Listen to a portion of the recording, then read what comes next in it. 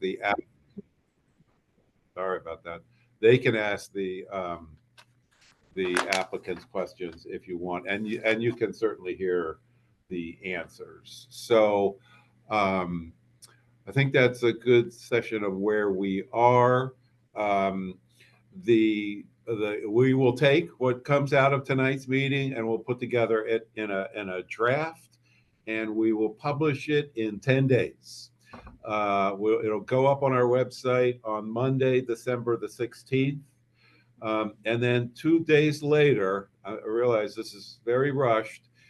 2 days later, we'll have the open public meeting with the PCDA and anybody and everybody that wants to discuss, comment, question, what have you, on the various proposals. And then finally, last but not least, in January, specifically Monday, January 27th, the PCDA will have a public work session where you will hear them debate these what will be some very difficult decisions, I think, because of the number of good applicants we've had, to make their recommendations to the mayor, and then it goes through the city budget process, gets adopted by the Board of Estimates, the Board of Finance, the City Council, and then will become the part of the fiscal year 26 Baltimore City budget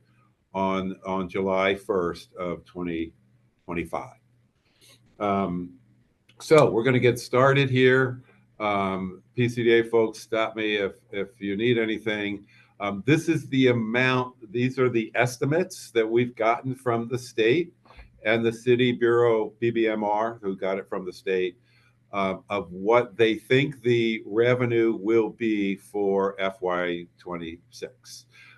So the way the law works in the racetrack area, two amounts are carved off of the top. So do we have a total? We don't have a total on here, but the total, I believe, is typically around $8 million. $3.5 million is carved off the top to support the bonds that redevelop the racetrack. So many of you are involved in that discussion. I think we're going to start seeing their plans early next year. But this $3.5 million supports that racetrack reconstruction. Then a second 2.4 roughly $1 million gets peeled off the top and goes straight to Park Heights Renaissance. And so that's managed by the Park Heights Renaissance and their board of directors. The remainders becomes the Pimlico local impact aid, which we are talking about tonight. So you can see on this chart that the city and state estimate for that amount this year is roughly $4.2 million. That's what we're going to be looking at tonight. How do we distribute $4.2 million? And when you break it down between Park Heights, the master plan area, and the 1 mile radius area, that leaves roughly 3.5 million for the Park Heights master plan area and 600,000 for the 1 mile radius. So the schedule for tonight will be to go through that Park Heights section first, and all of those projects, they're completely separate from the 1 mile radius, and then go to the 1 mile radius and go through all of those of their projects. You can see it's been a good year at the racetrack. And the revenue is up from last year. You may remember 2 years ago, we did have a sort of a bonus year that was a catch up from COVID when we had about $5 million, I think, in local impact aid. But this is much more of a normal, but it is still a growing amount of money. There will be changes when the racetrack opens. There'll be new revenues generated, but that will be several years from now. So to brag on ourselves a little bit as a community, this is how your projects broke down. So again, This is on the Park Heights Master Plan area now, not the 1 mile radius, but 33 out of 40 were from community organizations. That's phenomenal. What that tells me is that the word is getting out on how we've pivoted this program. And 16 of the 40 are from first-time awardees. And the fact that they are in this presentation tonight meant that the first-time awardees applied correctly, like they read the directions and they filled out the proper information to have a successful application. I know PCDA has asked this question several times. Roughly half of them are capital and half of them are non-capital. And 12 of the 19 are in that general realm of housing and community development that always has been the main focus of, not the exclusive focus, but the main focus of the local impact aid.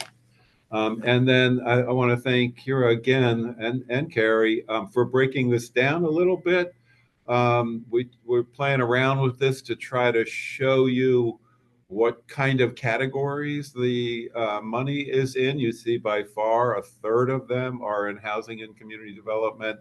But you'll see all the other categories. I think the second one was parks. Yes, parks, recreation and environment, public safety. This gives you kind of informal sense of the types of projects that we got this year. So if there are any questions from the PCDA before we will go through every project, which I believe is about 40 for the 1 mile radius and about 20 for the 40 for the Park Heights Master Plan area and 20 for the 1 mile radius. So any questions before we get into that?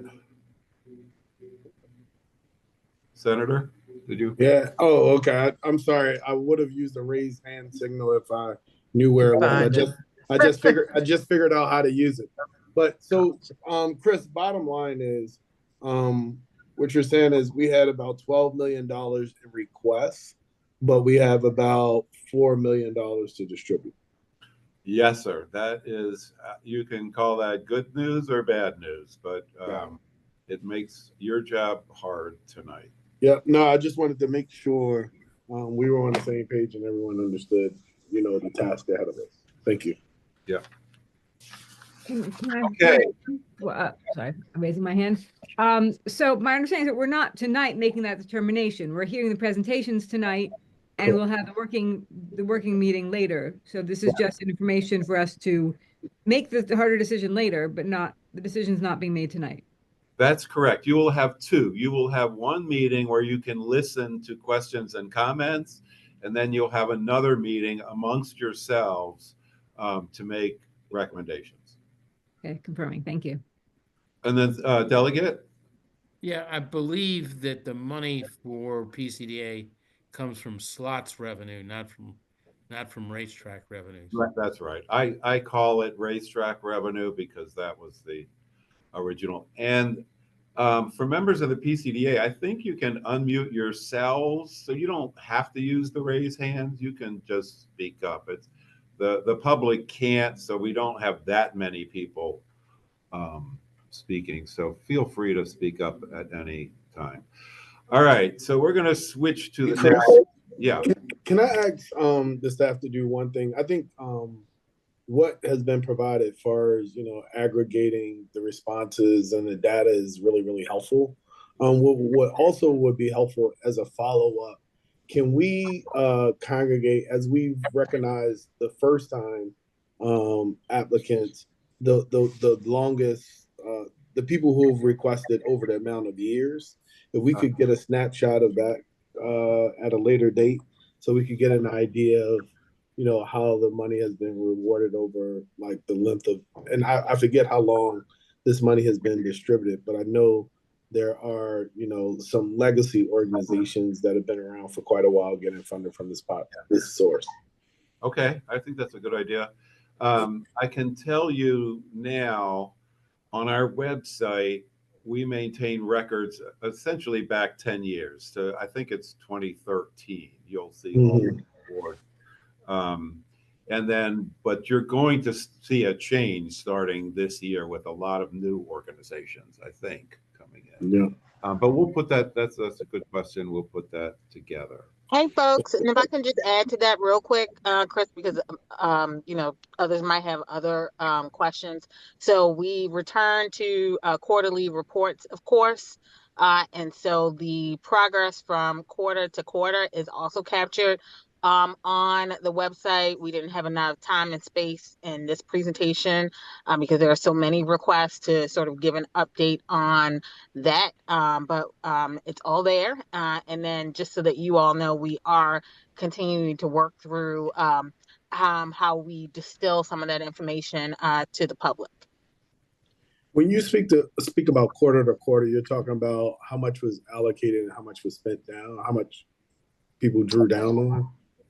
So yes, so all of that is included for pretty much all of the projects that continue to be active over time. And so for each project, there's an update on both progress, funding, the amount that has been spent down, what's left over from the allocations, as well as, any other outcomes, which we're now currently collecting. Some of the older projects, we didn't originally ask for outcomes. And sort of speaking to sort of performance indicators, but for all of the newer projects that are there, that's all in those quarterly reports as well. So if whatever outcomes, programmatic outcomes that the grantees identified as part of that application, they are included in those quarterly reports. Yeah, can I just say thank you?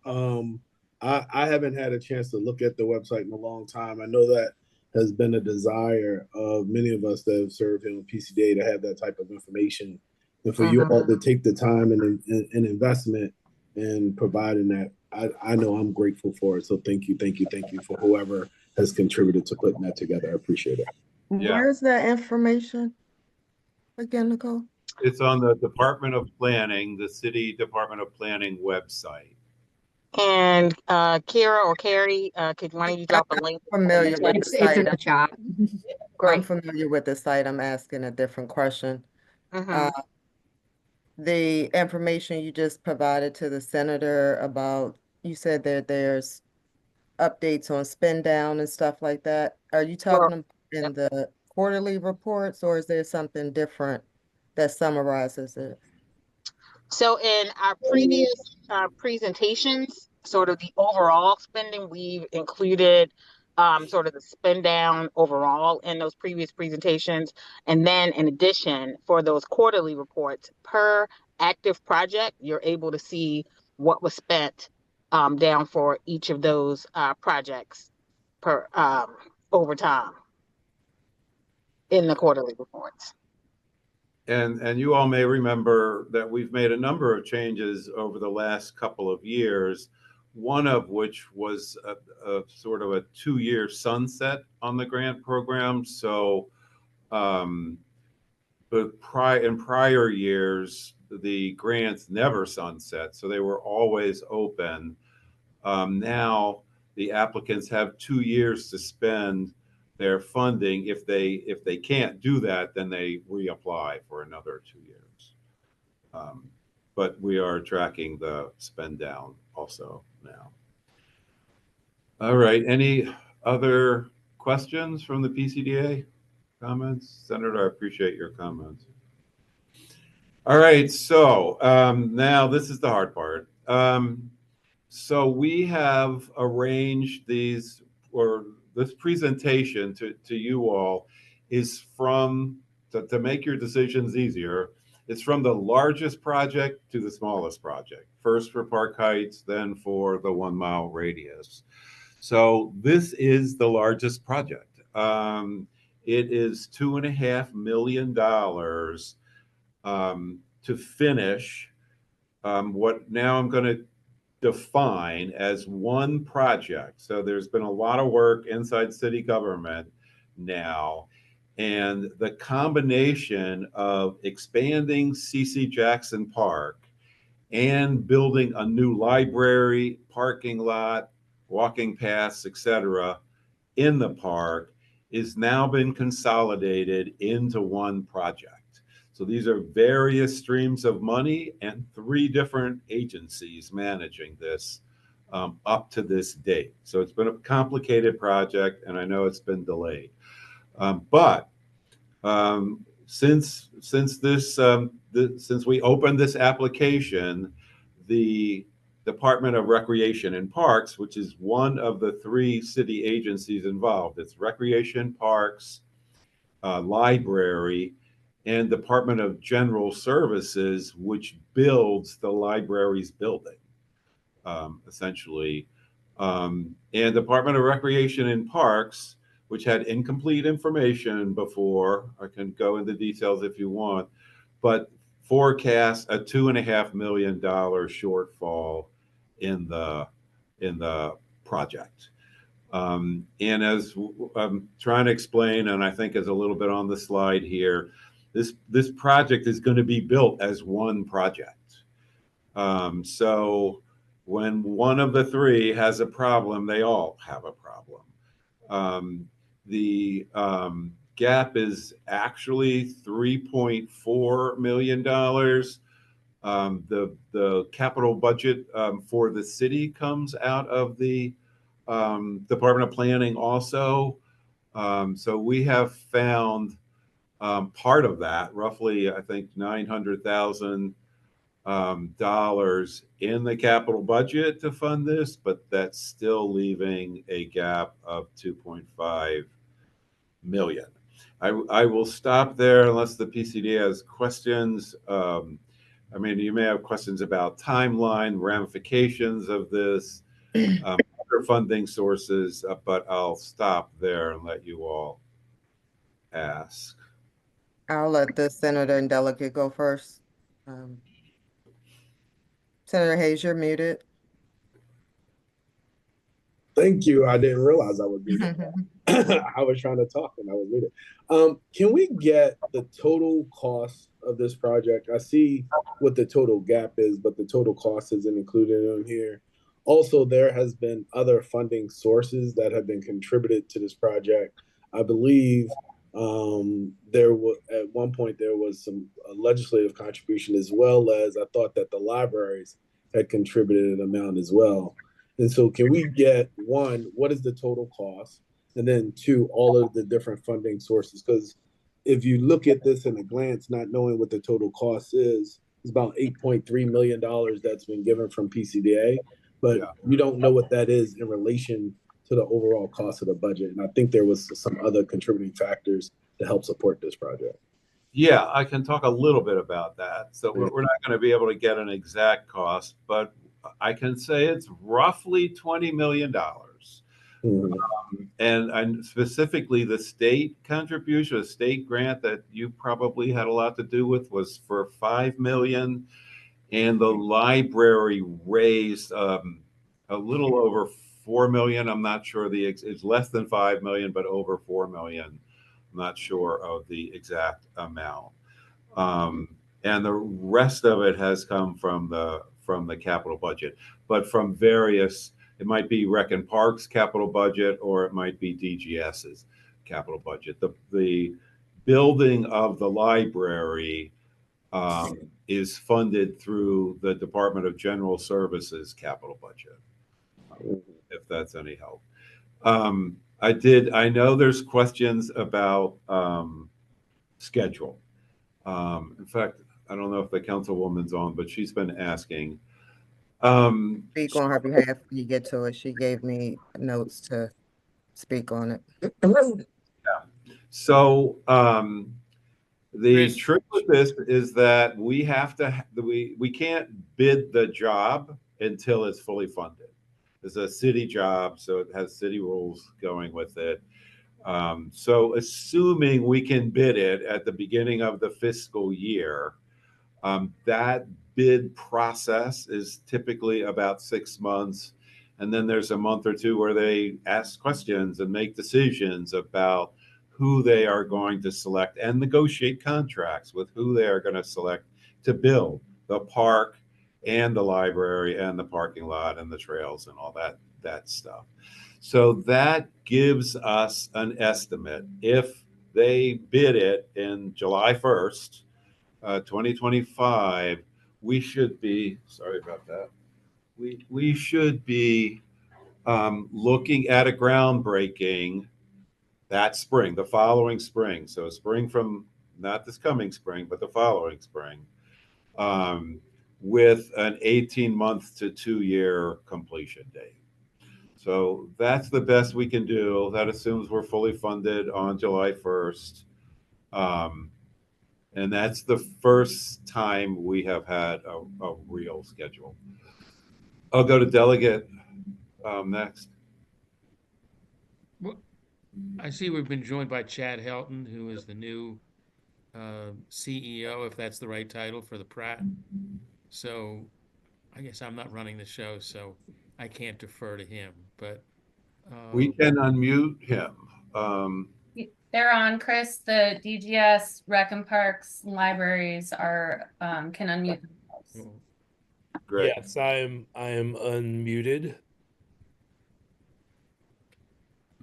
Did you have a question for him, Sandy? yes. Do you know, Mr. Helton, if there is, I think we've gotten for the library, or you've gotten for yourselves, federal earmark money. Is that in jeopardy with the new administration, or you don't know yet?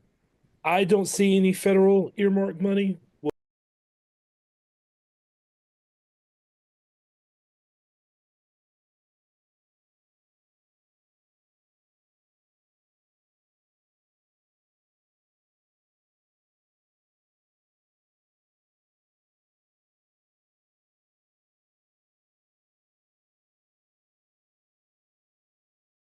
Do not see any federal funds listed. So can I just add here, so I have two quick questions. What happened to the $3 million of opera funding from Baltimore City?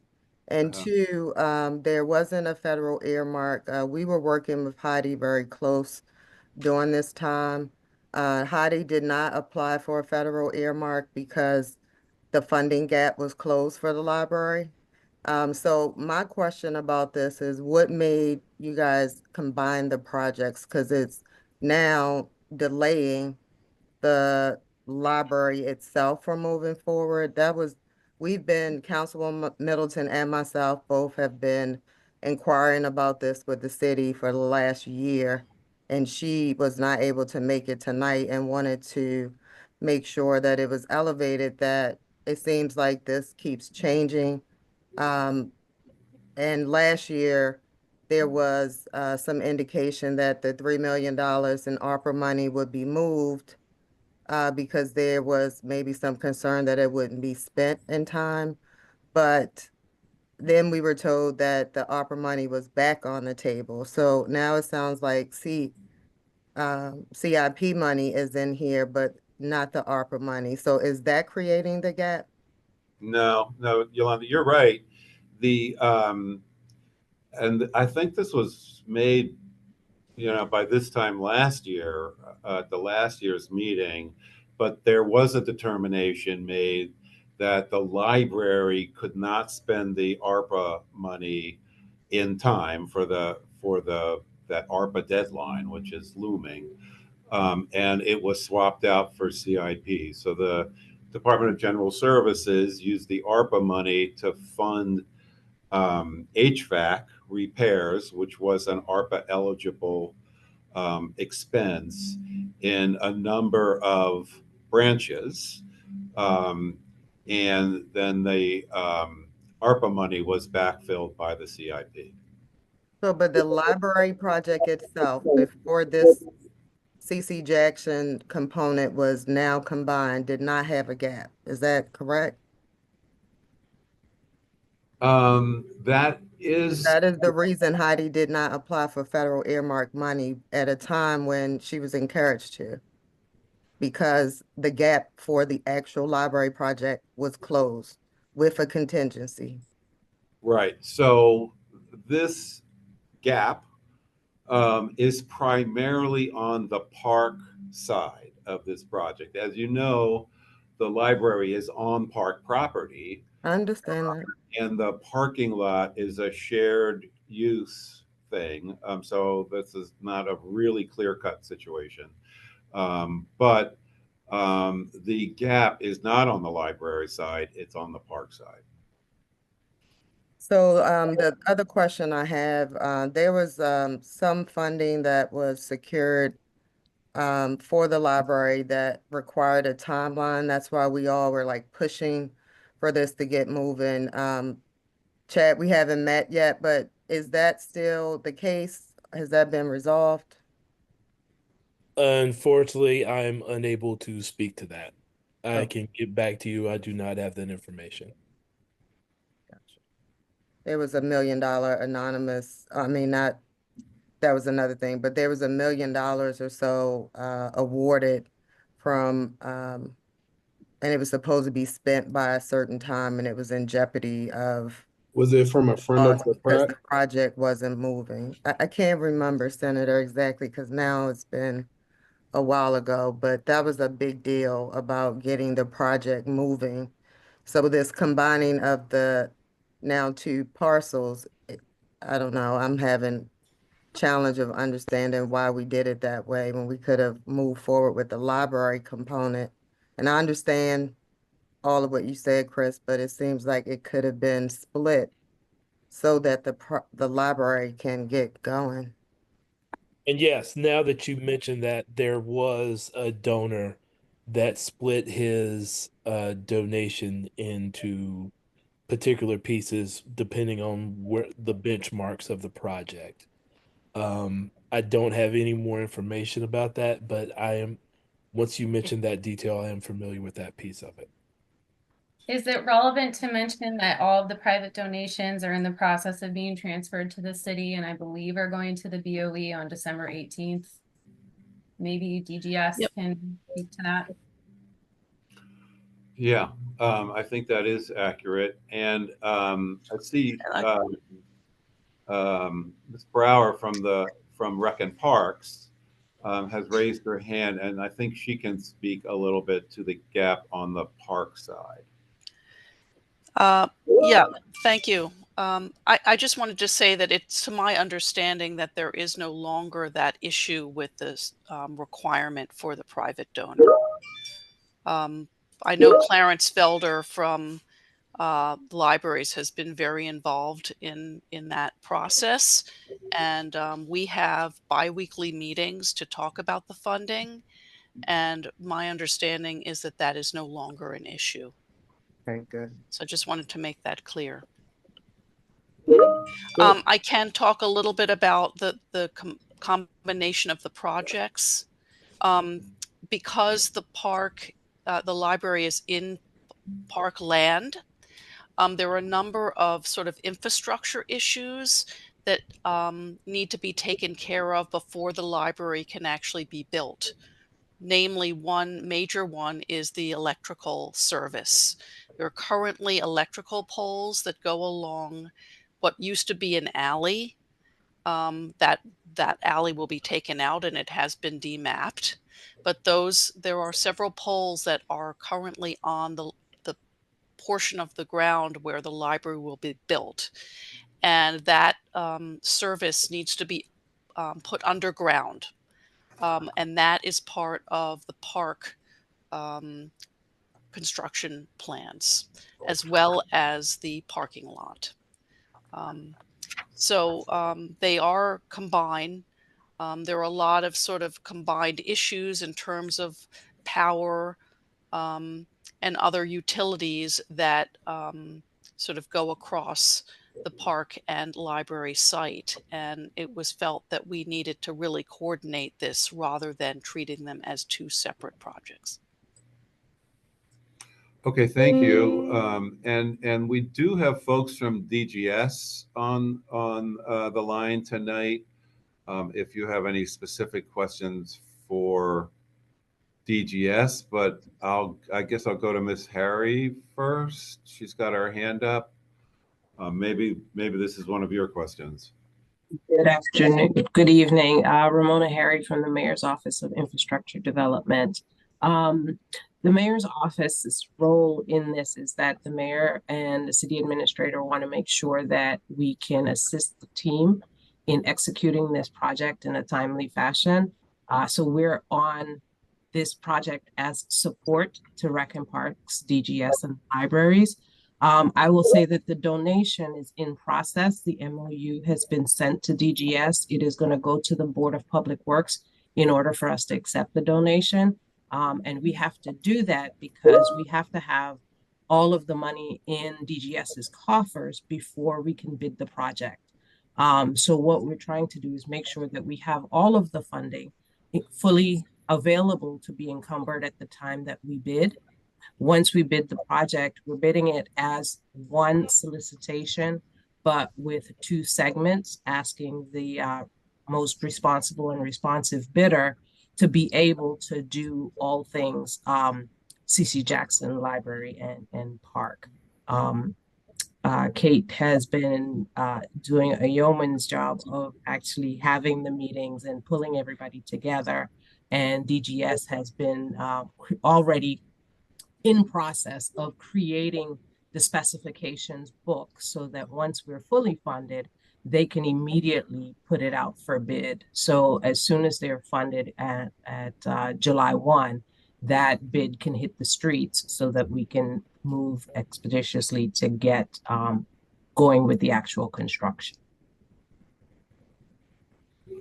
Chris, Thank you. I know we spent a lot of time on this. I mean, this goes back to my original question. If we could get the total cost and then all of the contributions, it kind of feel like this funding that comes from the slots revenue that PCDA distributes is starting to seem like it's just the bank for this project. It just keeps going on and all of these add-ons, right? And I just haven't seen, like, it doesn't feel like the city of Baltimore has put as much skin in the game for this very important amenity to the community. So if we could get a total project cost and what the contribution, I guess the last thing, and it sounds like because this is a DGS solicitation, it will have the constraints of city procurement as it relates to MBWB participation. Is that a correct assumption? Yeah, Marwan's on from DGS. I think he's right. He's got his camera on. You want to respond, Marwan? Good evening, everyone. Thank you, Chris. Senator Hayes, yes, that's correct. We have to follow the city procurement, including MB and WB minority goals. Okay. And at some point, can you tell us what that percentage would be given the type of project this is? I'm sorry. I understand if you don't have it now, but if you could follow up to this conversation, given the type of project this is, could you let us know what that goal is? Yeah, the goals, we are actually working on the document. We call it the goal sheet. It's in final phase and it's in the process of being submitted to the minority office. And they will determine the goals based on different criteria and factors. And we'll be happy to share those goals once they are established. And typically we get those before we go out for bid because we have to need to be part of the bid documents. Let me ask the question a different way. Do you think you will have that information before you anticipate or expect us to consider this $2.5 million contribution? Yes. If we assume we're gonna get the money in July 1st, we are anticipating to get the goals within a month or so from now.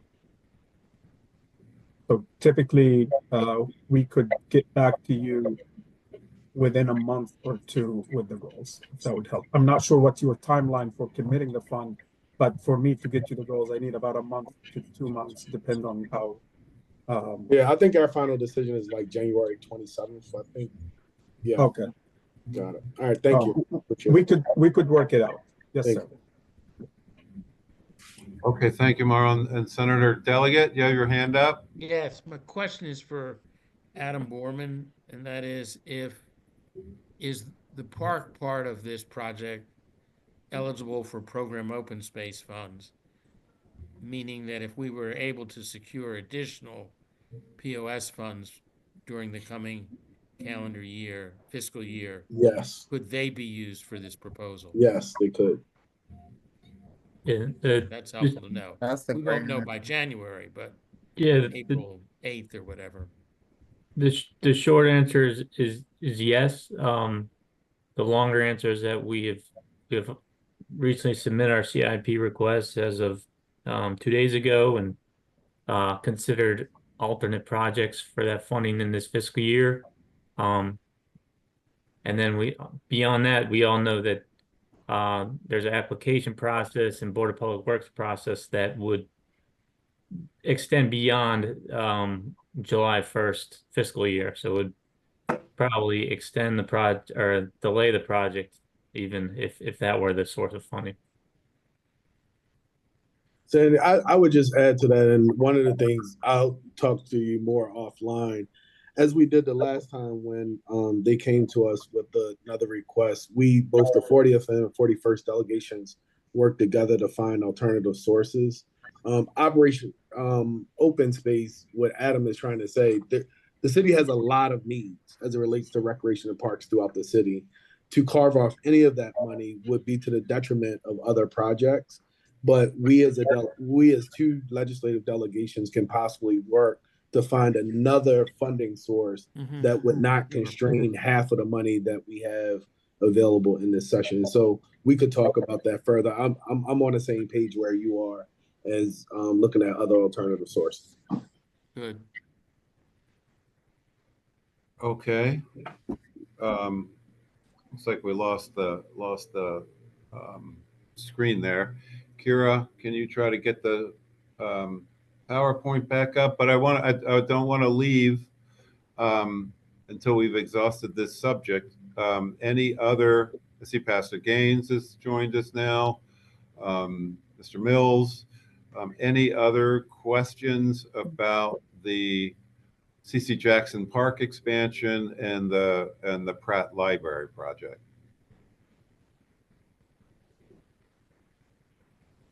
This is Joy Dabney, and I'm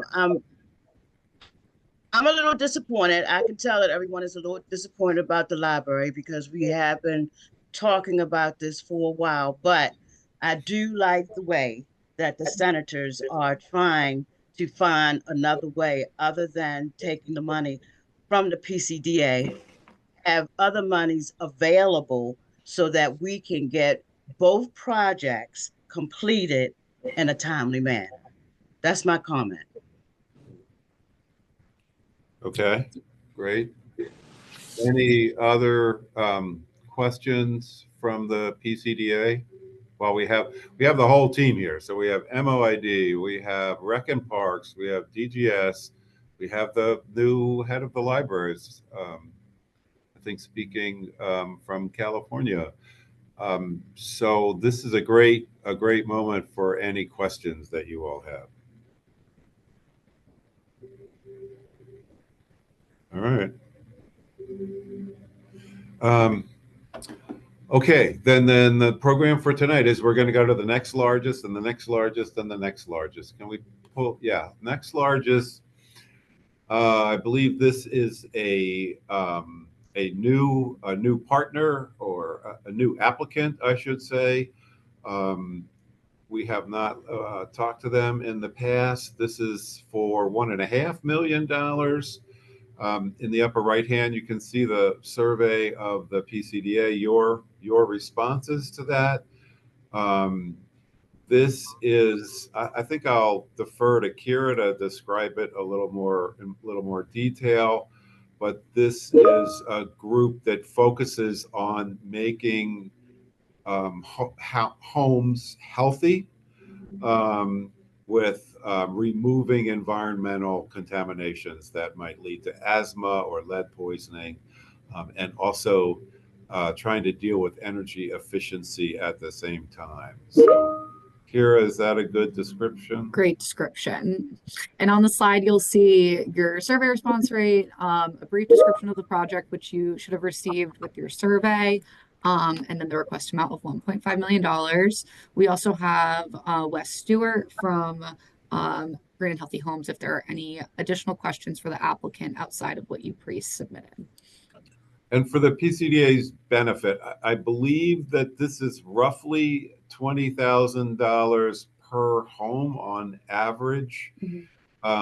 So this is one of those situations where partial funding or the amount of funding determines the amount of work that can be done. And I believe that ratio is roughly $20,000 per dwelling unit.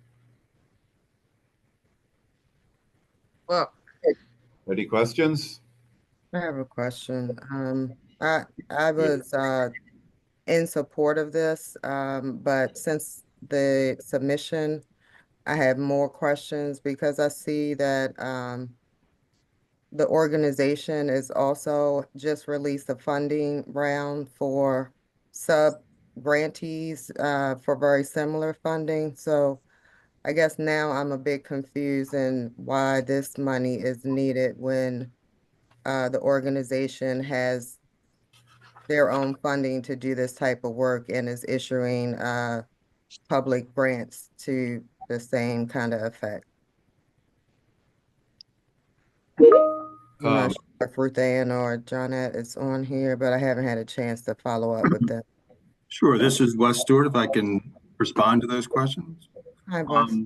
Sure, so this was designed to address what we call a whole home approach, as mentioned, where we're holistically addressing hazards in homes through a comprehensive assessment and energy audit and braiding together state, city, philanthropic dollars to leverage with PCDA funds for housing interventions to make homes safe and stable, energy efficient, and also bringing in even in renewable technologies to make sure Park Heights residents have access.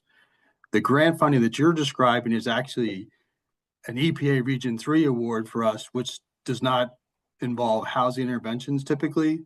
And that is money that we are not allocated for ourselves.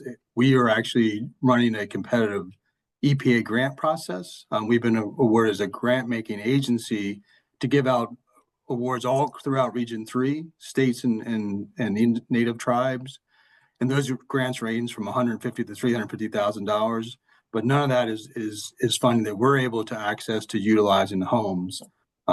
We've been doing housing intervention since 1997 throughout the Baltimore and in Park Heights. So we have a lot of experience. We bring a lot of leverage funding to this project, but the EPA funding is actually a grant-making funding to raise up grassroots, community-based organizations, nonprofits that don't traditionally get funded, but it's more for environmental justice projects. Less so, and this project is focused on housing interventions, specifically in Park Heights. How much funding are you leveraging against this 1.5? We would be leveraging several $1 million of Maryland Energy Administration funding, Maryland solar funding, local DHCD and Maryland DHCD funding. So again, a large funding that's currently grants and contracts that are underway for weatherization, energy efficiency, asthma trigger reduction as well. But the challenge is just the reason we're asking for this level of support is the fact that if we don't put in this amount of money per unit, what happens is the most at-risk families, the homes that really need this work, they get deferred from programs. They're not able to access programs they're eligible for. And so it just takes a larger investment to make sure we're not just reaching houses that may need less work, and we're also doing the most at-risk housing. And so I think that's important, and our organization wants to make sure that those that don't often get access get that. But the fundamental piece is we need roofing repair, we need to address lead paint hazards, and those are the more expensive costs for us to be able to come in and weatherize homes and do other fall prevention for our seniors so they can age in place where they want to live and reside in Park Heights and Pimlico. And so that's the objective, but our whole model is braiding together other funding with this funding to actually do whole house interventions holistically. Yeah, but that part I agree with, and so are we. That's why I supported it, but I just wanted to understand because I saw that funding coming from your organization. Right. I have a question, Chris. Yeah. Yeah, a couple things actually. One, I think with this particular one, unless somebody has some burning issue, if you look at the survey results, everybody was in favor. Bottom line is, are we going to, and the majority of people look like they're agreeing to partially fund it. So, and I think the description was pretty, if you read the thing, it was pretty straightforward. And it was my understanding that we were not going to go through the questions that were sent out to us. So because we've been on this for a half hour, and we've only done two. So unless we're going to do like a couple of nights of this, we're not getting through all of this. Not by 8 o'clock. I don't know about anybody else, but I, I'm still at the office. So We need yeah, to do quality review. So I hear you, Meridia, but no, I'm not knocking that. I'm just saying. I mean, so all I'm saying, especially the ones that looks like this particular one, I think the thing is, are you going, if majority of people think it should be partially funded, then are we, either we agree with that or not? And if we're not going to decide on how much tonight, then go on. Because I think one of my questions was the fact that it looked as if, I can't remember directly, but I think on the budget, they didn't put any other money. They just said, ask for this. And so my thing is, well, I agreed with it. I thought it was a good idea. But then if everybody, the majority overwhelmingly feels it needs to be partially funded, then the question should be to go back and say, well, you can't do 75, we can't do 75 homes. How many homes do you think you can do and make a reasonable impression? Is it 50 homes? Can you start with 20? I know we had to do that when we went to the state to get money for Bernie, and we wanted to do 20. They only gave us enough money for 10. So that's kind Okay. of, yeah. So that's my piece, because we're not going to be able to do a half an hour on each one of these projects. We're not deciding tonight, but it is your night to ask questions of the applicants. And we are spending a little more time on the larger projects. I promise we won't spend this much time on the rest of them. I see Nicole's hand is up. Nicole?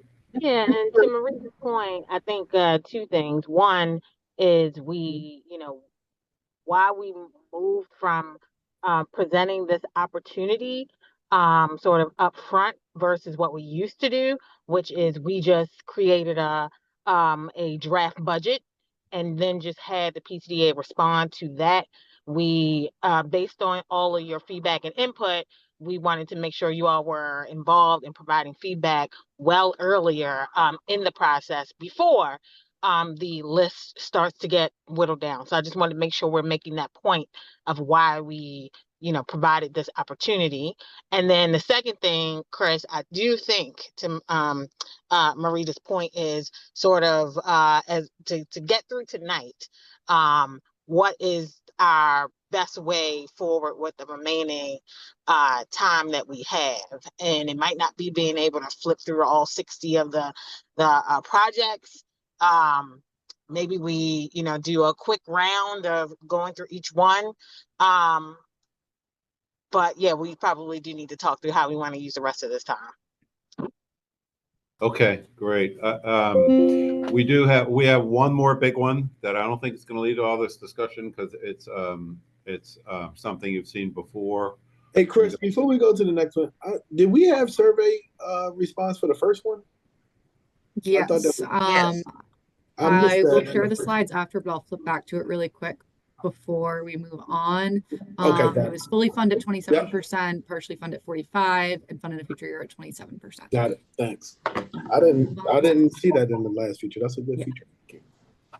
Okay, can we go to the next one, Kira? The next one. We're moving on to Central Park Heights. Thank you, Wes, for your responses. While you all do that, before they start, I just have a question. Okay. Were there any of the ones we're reviewing tonight that majority agreed to fully fund?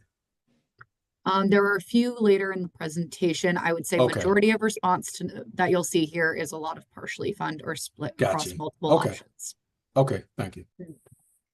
Okay, let's go to the next one, home repair grants. You all know what this is, I think. It's run by the city, DHCD. We have had a component of this in almost every recent year. It's very popular. It provides $15,000 for owner-occupied homes.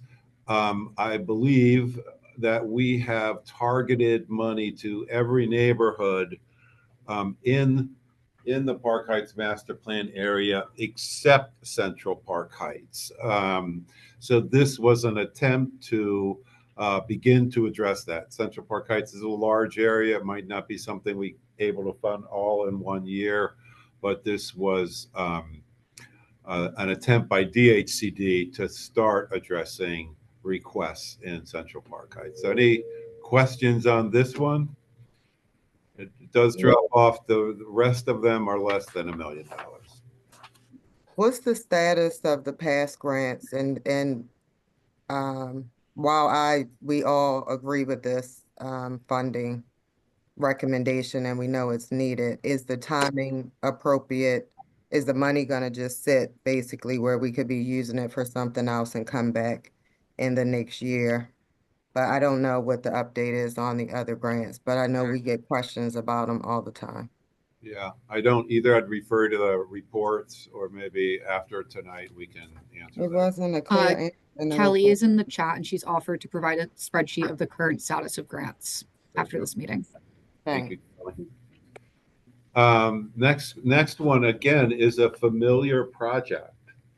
Park West Health Systems has been funded twice, I believe, in former years. This proposal is to create an addition, 15,000 square foot addition, and renovate 10,000 of the 10,000 square feet of the second and third floors. Do some exterior spruce up, et cetera, et cetera. You have more information in the application, but you can see the survey results were partially fund, 54%, fund 27%, and no fund 9%, and 9% in a future year.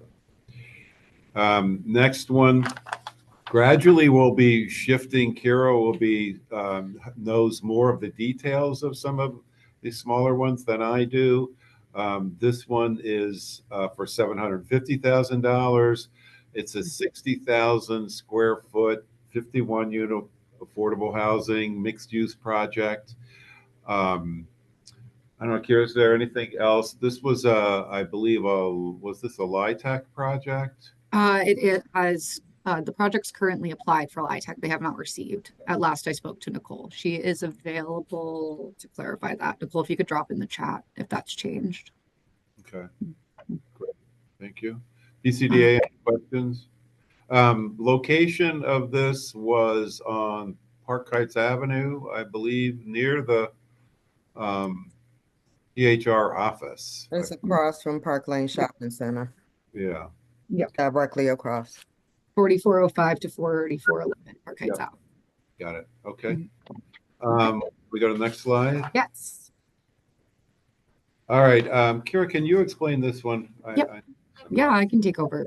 So this is the Baltimore Redlining and Blight Elimination CDC. They received funding last year, $390,000 for the same project. That award is for 7 projects on Park Heights and West Belvedere. This would be for an additional 10 in the same location. And you can see the request amount is $550, previous awardee, and the description on the slide. Any questions for Victor before we move on? I have a quick Quick question. question. Go ahead. Okay, I heard Marita first.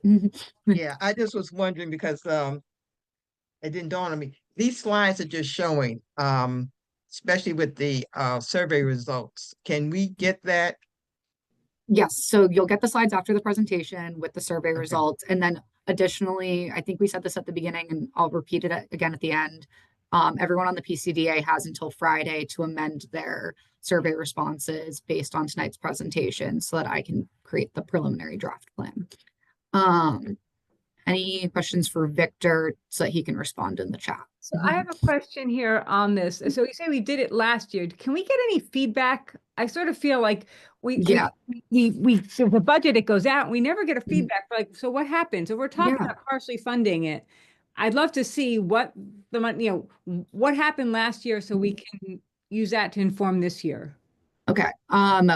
Two answers to this. One, to Nicole's point earlier, quarterly reports are posted, so you can check for updates on there. And then secondly, for Victor's award in particular, the grant contract was just signed a few weeks ago and hasn't made it to BOE yet, so he actually hasn't received his funding. The funding became available in July, and the contract process hasn't been completed yet. So we don't have an update on this particular project, but Victor can provide any further details that he's been That on the was back. my question as well, because Victor's answer actually sparked a lot of questions for me, because it said that not only was his project not, the funding hadn't been executed yet, but many projects were in the same situation. Yep. And It's making their way through the grant process. just so that we have some context here. So this is another part of the process that has exponentially improved. On average, we are getting, and our target is to get contracts executed within 2 to 3 months out from when the funding becomes available. So July 1. I mean, if you all recall, that's a vast improvement over where we were, where it was sometimes years before contracts were finalized, because what we're doing is getting a lot of the information for the contracts up front. For some of these capital projects, we do rely on our city partners when we're executing some of these capital contracts that require a lot more documentation and a lot more to get through BOE. So while it's not, the money's not going to be hitting the banks in July 1st, I just want to make sure we are cognizant of how this has vastly improved and how we plan to continue to improve it and have reasonable expectations. So I'm really glad to hear that it improved, because I have to say, a couple of years ago, one of the things that we had was there were these grants, and it ended up that the next year it changed the way it was doing it, because none of the grants actually got to anybody. Yep. So I'm really glad it improved. But my question was, what happened to this funding that we allocated last year? The answer is allocated funding still has been spent. No, it has not been spent. And so the folks, quarterly report won't show us anything. So it hasn't made its way through BOE yet, but once it does, he'll have 2 years to spend down that funding. Right. And the other pieces, again, making the distinction between that capital and operating dollars, and why that contract timing looks different. This is not unlike many of our capital projects, most of our capital projects with the city. And just to remind PCDA, this is a budgeting process. It's always at least 6 months, usually a year ahead of everything, right? So there shouldn't be an expectation that you vote on something and it gets built the next month. It just doesn't work that way. We are always working on next year's budget. And next year's budget is, at this stage, next year's budget is still 8 months away.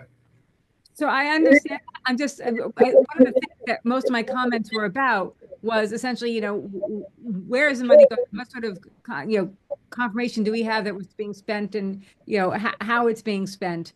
And so from my point of view, it's a little concerning. Everybody's been reading the newspapers of questions about, where money goes. Does it actually get spent on what it's supposed to be spent on and such? So that I appreciate that. Yes, we say yes. That does not mean they get a check tomorrow.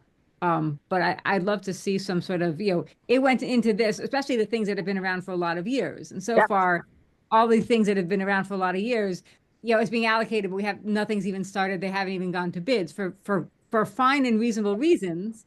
But there's very little to look at and say, the money went to here and therefore this has happened. So what I would ask from the PCDA, we don't normally have enough time to sort of like go through the quarterly reports in detail to provide those kinds of summaries. So for these meetings, we're usually providing a high level overview. I'm looking for recommendations from the PCDA about opportunities that you might want to see to have sessions where we're able to dig in to the quarterly report and provide those updates. We definitely don't want you all to feel like you're having to make decisions without the information.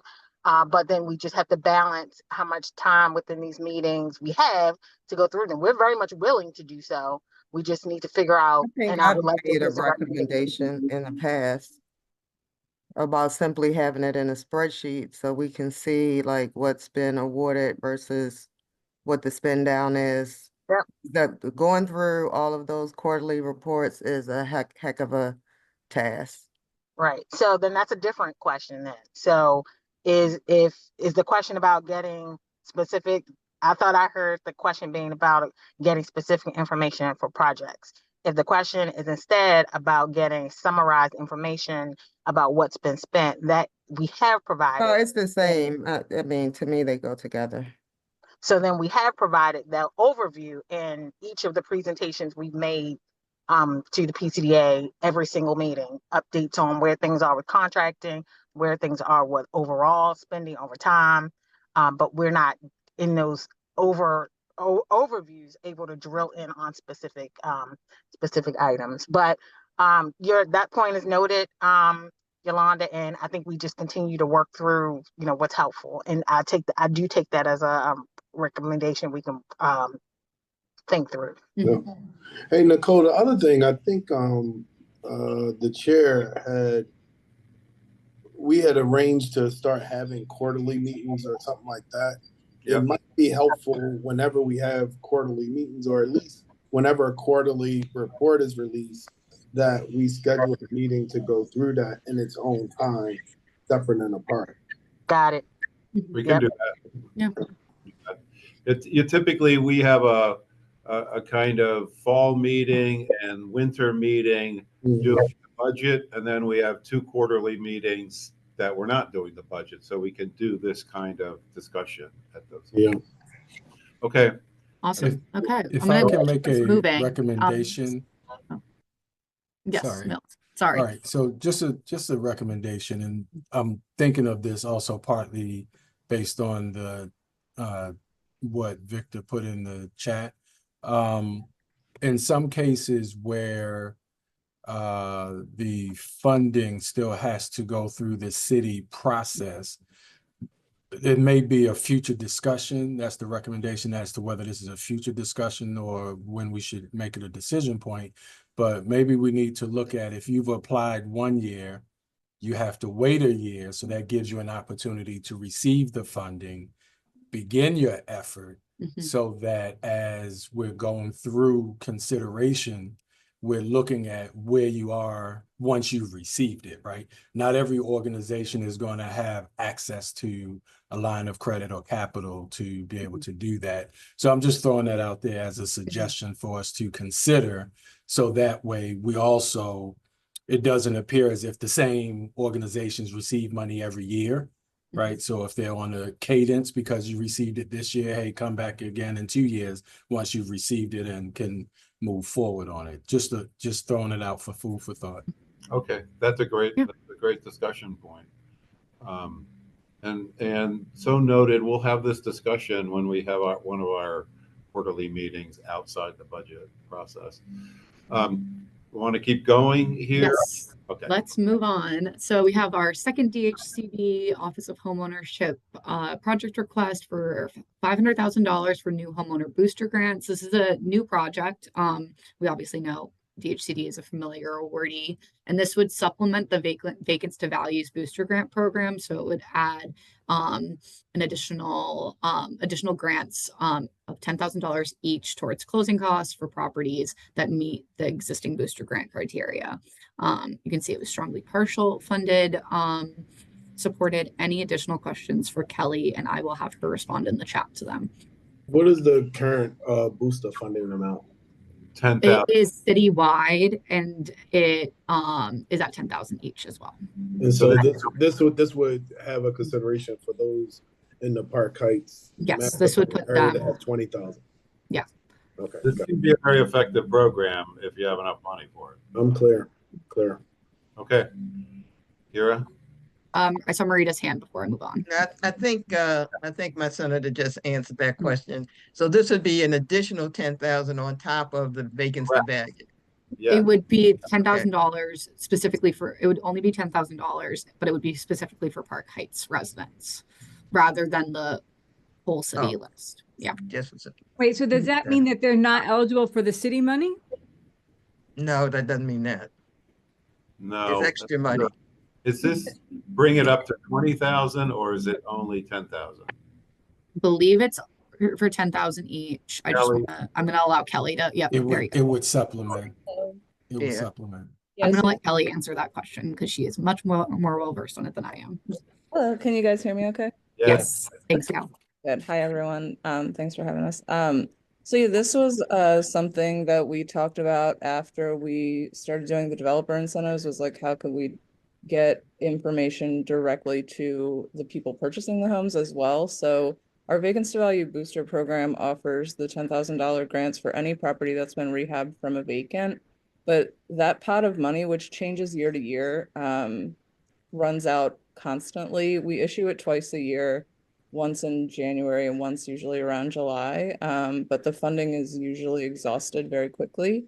So this would make sure that there is still additional funding if the main runs out, that there will still be funding for those properties in Park Heights. We have a lot of properties that we're hoping will be rehabbed from vacant this coming year, and we want to have homeowners that are eligible and ready to purchase these properties. So this would basically, it would literally copy the existing program. It would just only be eligible for Park Heights residents. So will it make it 20,000 or 10,000? No, it will still be only 10,000. I was wrong. This addresses the problem of HCD running out of money in the middle of the year. It doesn't change the amount. So it gives stronger guarantee to Park Heights residents that they will get it rather than nothing. But it doesn't sound like it'll stop them from running out. It will just run out slower or later. Well, we're guesstimating. I mean, I'm relying on Kelly to guesstimate the demand in Park Heights.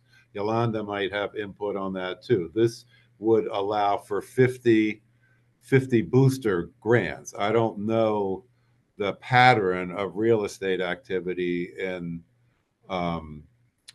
Park Heights, but I bet we could figure that out. Right, that's what I was going to say. Kelly, can you give us, not now, of course, because I don't expect you to, I think it's too much to ask for you now, but can you give us year over year, at least for the last 5 years, the number of applicants from Park Heights? And then how many awards there have been in Park Heights for this particular grant? I believe so. I'll talk to our data team about that, but I do believe we can do that. Also, Brenda Winston, who runs that program, should be at the December 18th meeting as well. So we might be able to bring some more information to that meeting. Yeah, and I think in addition to that, it'll be helpful if you could give us a forecast at how many vacant homes do you all foresee coming online each year? Because that will give us a better picture of like how fast the money will be spent down for the Park Heights area. If you guys have an idea of how many are in the pipeline to turn from vacants to actually occupied homes. Well, I can definitely say hopefully in the next year we'll have Loyola and Northway, close to completion of construction, and additionally the 3 bundle sales that were recently awarded. So we definitely hope to have a lot of properties ready for homeownership in the coming year. Yeah, but I guess if you Loyola?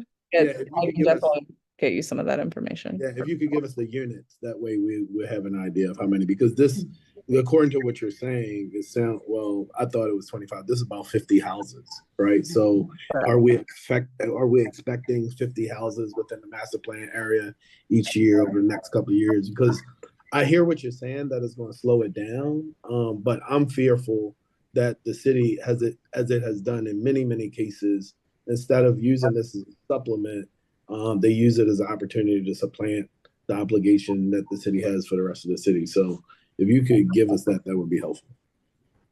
Got it. Okay. I have a question. I know I said I didn't want to prolong this, but I have a question because unless I heard something, I'm confused.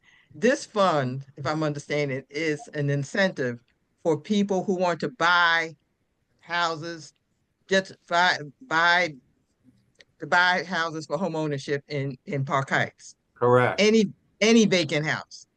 Any It doesn't have to. any house that has been rehabbed for from vacant, or that they intend to rehab from a vacant for home ownership. Is it city owned or privately owned or both? Either. It does not have to be a city. Yeah, that's what I wanted to make a distinction. It sounded like to me, because unless I'm not reading this well, or maybe I'll just have to touch base with you, Kelly, because I don't want to hold this up. But I thought this was just like other incentives that if, say, for instance, I wanted to buy a house in Park Heights, I didn't have to live in Park. I mean, I may not be currently living in Park Heights, but I want to move to Park Heights. There's a house that I want to buy. It's vacant. And it's had that, it's been vacant for a year, and I can, prove that. This was some extra money, an extra $10,000 that I could put toward that. Is that it, or is it not? If you intend to be the owner occupant of that property, then yes. Yes. Okay, that's what I wanted to get across. Okay. But it's also for properties that have already been rehabbed and are now for sale that were vacant. Okay, now that wasn't clear, or maybe I might have zoomed over that when I was trying to read all of these things. Okay, I'm sorry. Yeah, when I read it, I thought you could stack. I read it as if you could stack this with the other documents, which is why I said supplement. Yeah, I did too. So, you can't stack it? That would be a goal. That would be the goal, but we're not there. Okay. Can I also add, you can't stack it with the vacancy to value booster, but you can stack it with other programs. So if you have the Live Bulk grant, it can be stacked with other programs, just can't be stacked with the vacancy to value grant. So two boosters can't be stacked together, but it can be others. Yes, sir. Yes, exactly. Okay. Got you. Thank you. Thank you. All right. Thanks, Kelly. Right. Okay, moving us on to Pimlico Partners has requested $350,000 for their project at 4500 Pimlico for single-family townhouses.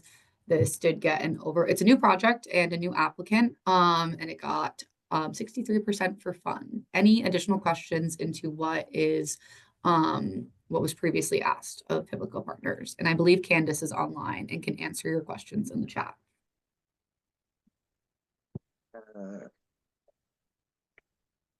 Good. Understand it. Oh, okay. No questions for Candace. Thanks, Candace. This is pre-development costs. Yes, that was pre-development. This is for pre-development costs. Right. All right, next one. Karen. Okay. Moving on to the Zeta Center. This was applied for by Myrtle Tyler Faithful Fund for $300,000 for the Zeta Center. It's a new project. And I believe, who do we have? Cheryl should be online for this one. Let me double check. Yep, Cheryl Woodland's online if anyone has any questions for Cheryl. Pausing. Okay, good. No questions. Moving on. Okay, this is Winifred's project for Bull Development LLC. They're looking to do a TOD project on Hayward Ave, and they've requested $242,000. This is a new project, and Win has not received funding in the past. Any questions for Win? Is this pre-development also? This is also pre-development. Yeah. Okay. No questions for Win. I'm sorry. Hey, with this Win thing, this Haywood thing, is this expected to be a light tech project? I do not have the answer to that. Win, can you answer that in the chat?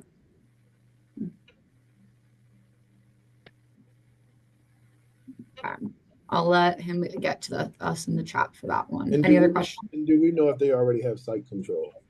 They do have site control. Okay. They were. It is not LIHTC. Trying to do a market rate project. Oh, he did. Okay. All right. Thanks. Okay. Awesome. On to the next. Where exactly on Hayward Avenue will these units? I believe the address. Right near it's a TOD project near Rogers Avenue Station. Yep. I can have Win drop the addresses in the chat if that's helpful. Okay.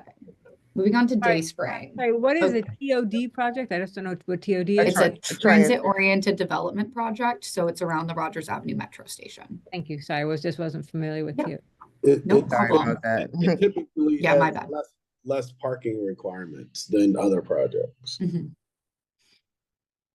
So I think my question is, because I can't think of a lot other than the two parking lots that are around the Rogers Avenue station.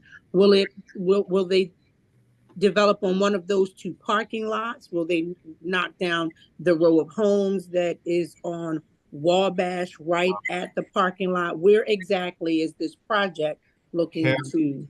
Harry may be able to answer that, but my understanding it is not on state-owned property. It is adjacent to the state-owned. And it's at 4310 Hayward Avenue.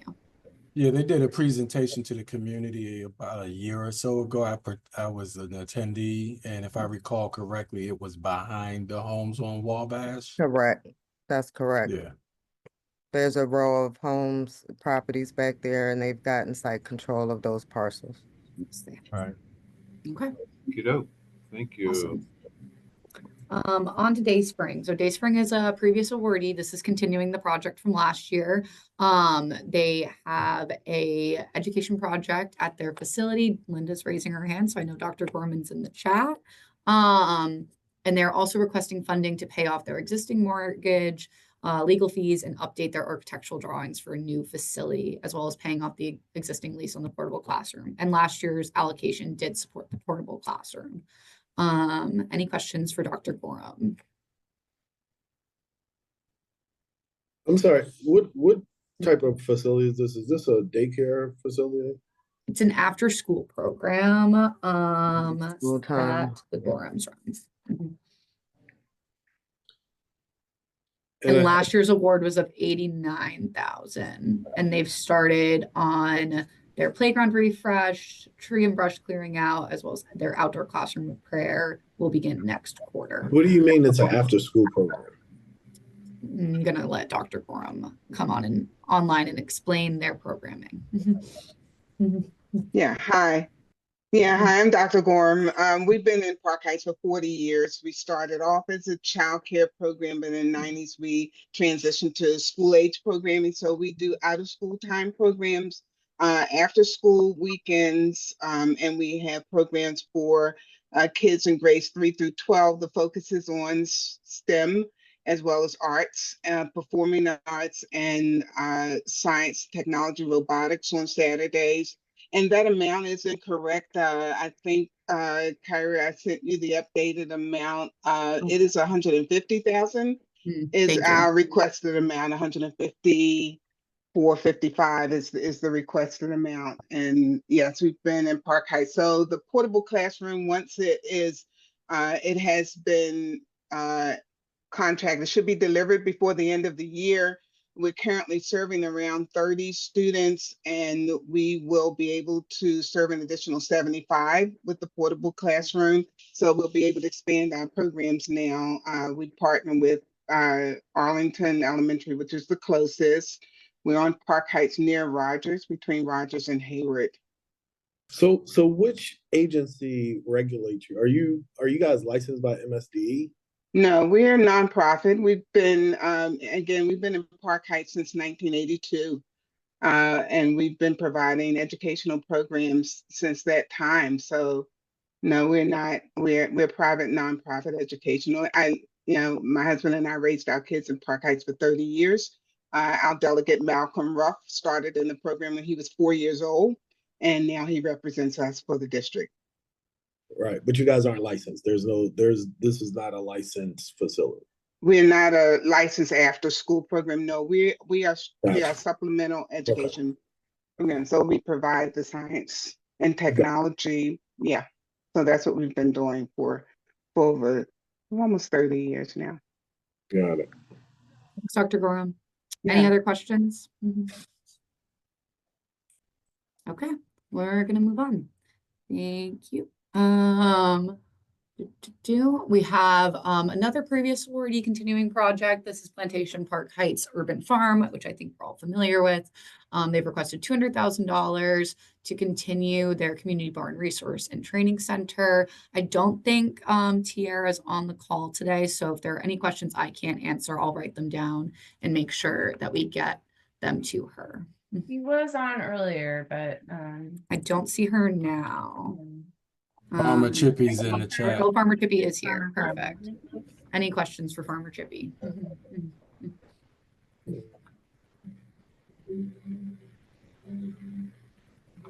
Okay. Okay. Moving on. This is the Robert Hunt Revitalization Center. The request amount is $161,000 for the creation of a parking lot across the street from the center. And is there any questions for Pastor Hickman?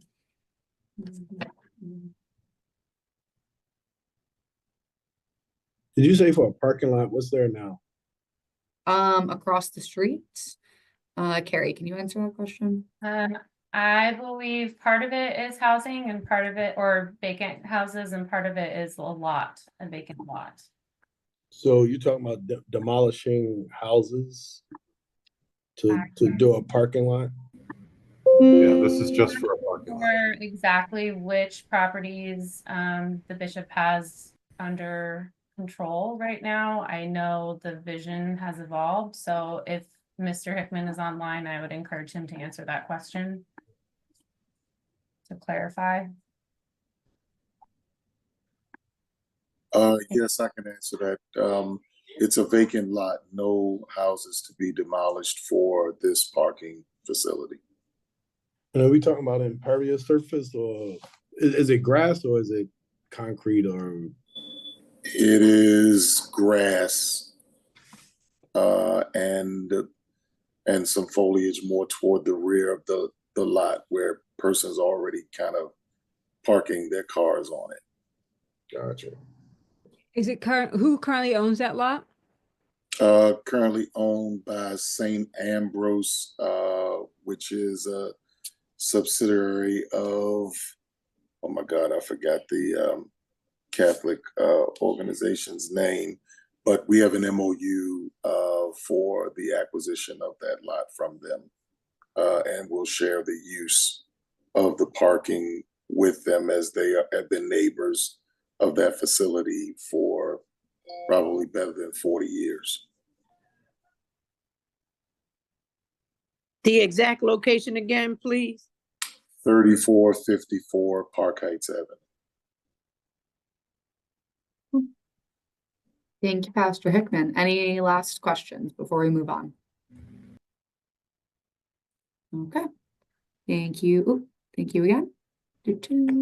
Moving on to the Delta Center. I believe we have Miss Geraldine Finch on for any questions for this request of $100,000 to support technology upgrades to this community center in Southern Park Heights. Any questions for Ms. Finch?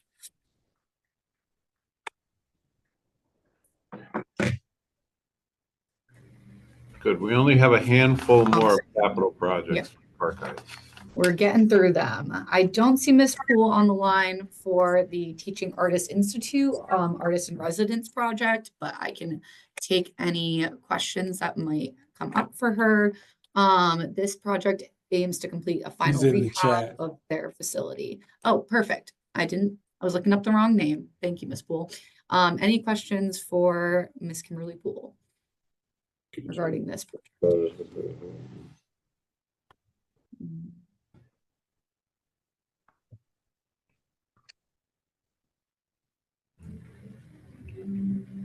this is the capital expenditure, not support for the actual program. Yes, we are still in capital projects for Park Heights, and this would be the final rehab on their basement.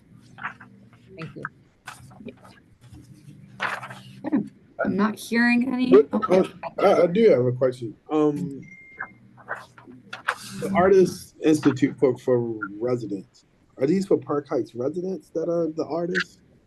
I believe I know that it's located in Park Heights, but yes. I believe this was a question that came up, and based on their response, they do prioritize Park Heights residents, but accept artists from all over the city.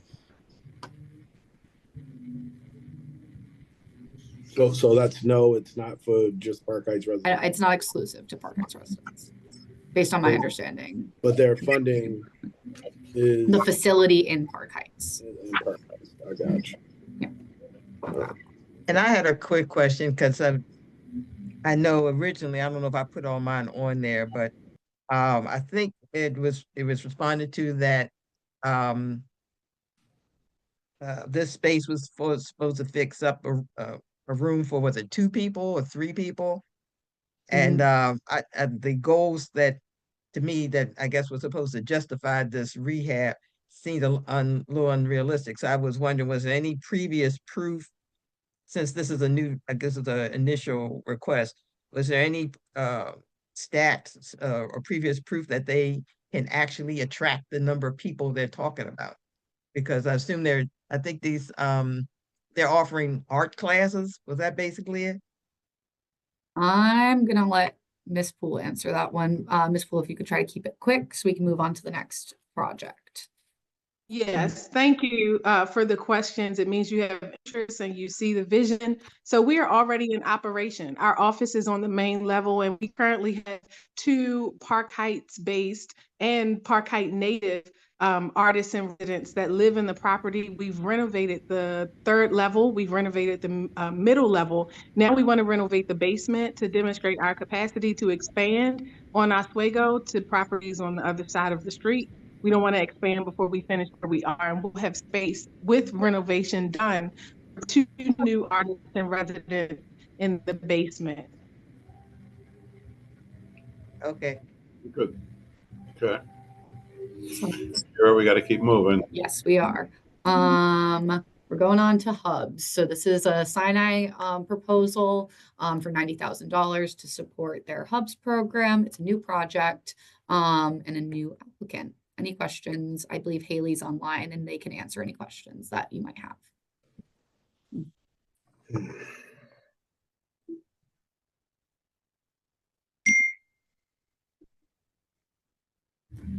One more? I think we have one.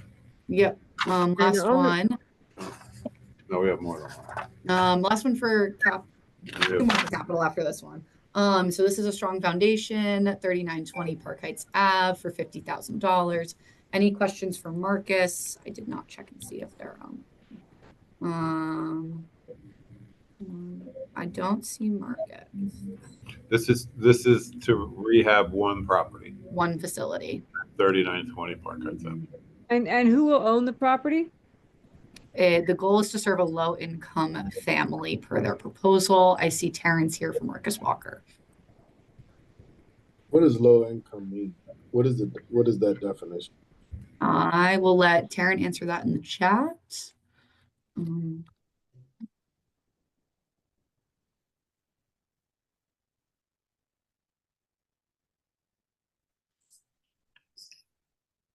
Any other questions for Taryn? No, we could go into the next one while I answer it in the chat. Gillis Memorial, this is one of the fun ones that I was referring to when Mills asked about any overwhelming yeses. We got an overwhelming yes for Gillis's $50,000 ask to support the surveying and engineering costs for their grand family apartments. Sounds good. Next. Pause for any questions, but it seems like this one was an overwhelming yes. This was one of the consensus ones. Okay. Okay. We're moving on to operating. Did we miss one? Yeah, No. Pimlico Market Cafe. Oh. Yeah. There are several more, Kira. Oh yeah, sorry, my clicker went past. I believe it's just Pimlico Market Cafe for capital. I saw it flash real quick across the screen. And then it disappeared. I hit the button too fast. I was too eager. $25,000 request from Sister Israel for it's a facade improvement grant for this facility. That would be Pimlico Market Cafe. Any questions for Sister Israel? I know I don't believe she's here because I think she's traveling. Have we awarded facade money to the Mayor's Office of Small and Minority Businesses? Yes. And facade grants and business grants are currently open today. What do you mean? There are grants open. Through the Small Business Office? Yes. Right, but in partnership with us and BDC. And it's for this specific area already? I feel like every year this request is the same request. Am I mistaken? I've been seeing her apply directly for this, but Yeah, if you got, I looked through the quarterly reports, I guess, to see what the history of it is. Thank you, I appreciate it. But SMBD is running a program for FIGS right now, as Yolanda shared. Got it, thanks. Okay, we're moving on to operating.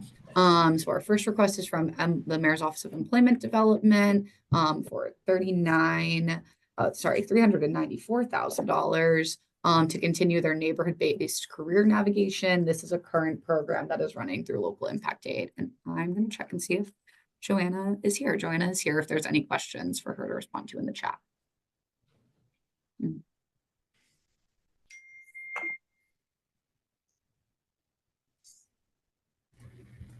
Okay.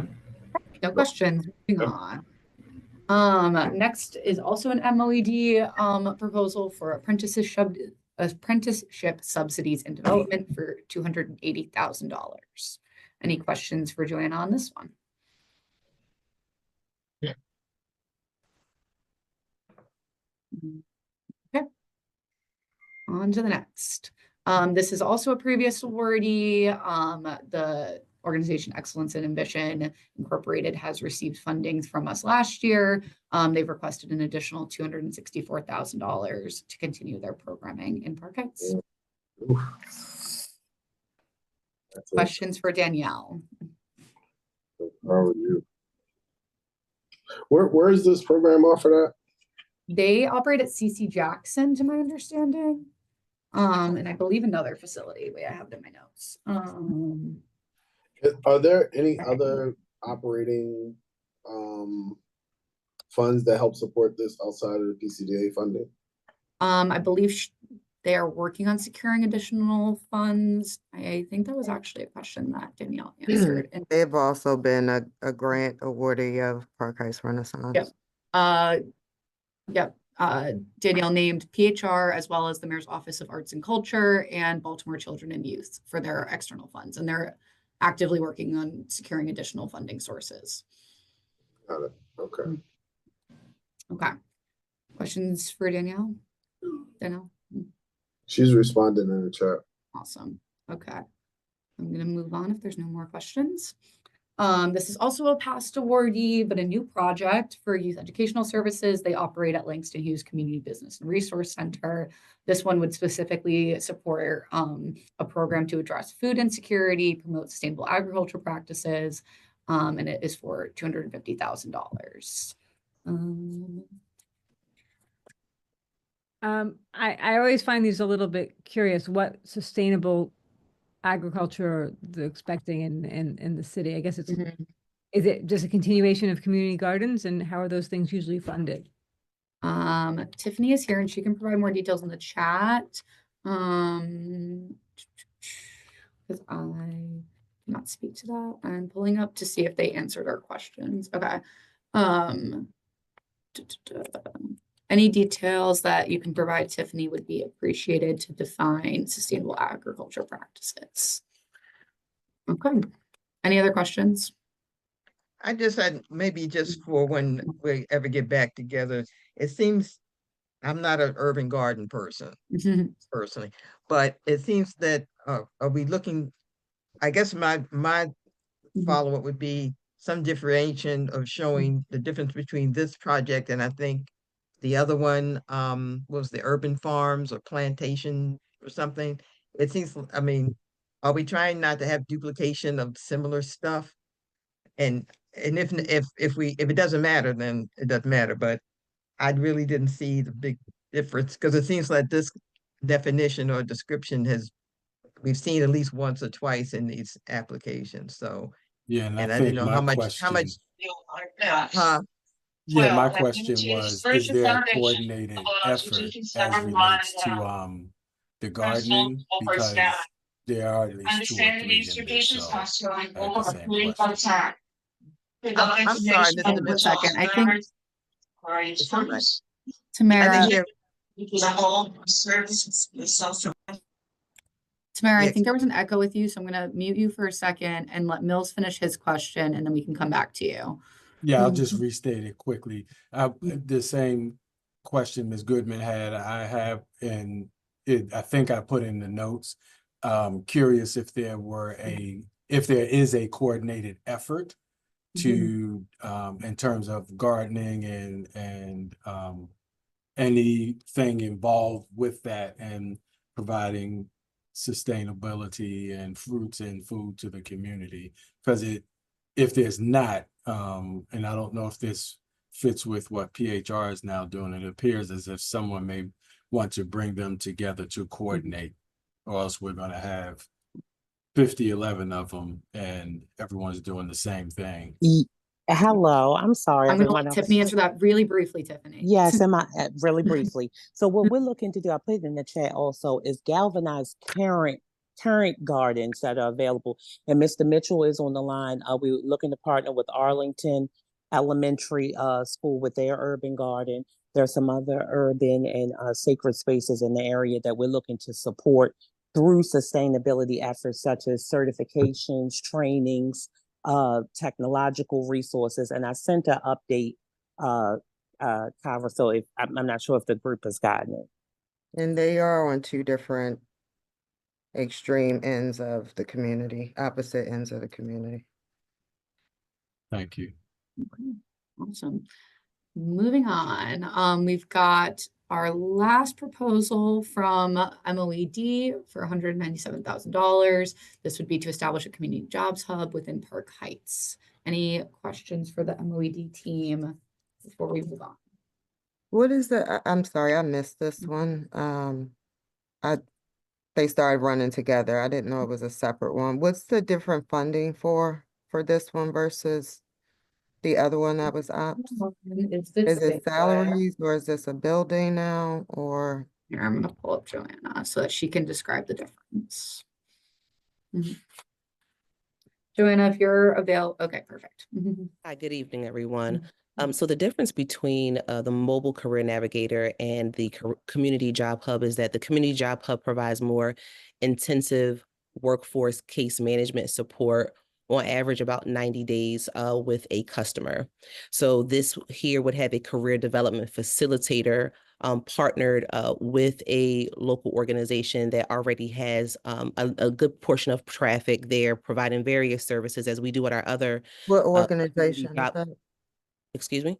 Which organization is it going to be paired with? We have not defined which organization it will be. There's a number of them that is on the list that we provided that our current Mobile Career Navigator has relationships with that she's established during our current contract at this particular time. But just wanted to further clarify that the community development facilitator, they would be actually stationary and there Monday through Friday providing services along with different career readiness workshops, working with the business services representative that comes along with our CDF. But is it for a location or for salary?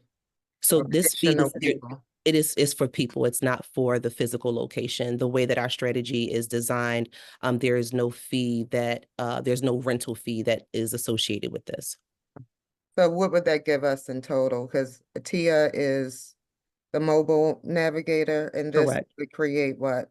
So Another. this would be the career development facilitator, which is different. So they would be actually stationary.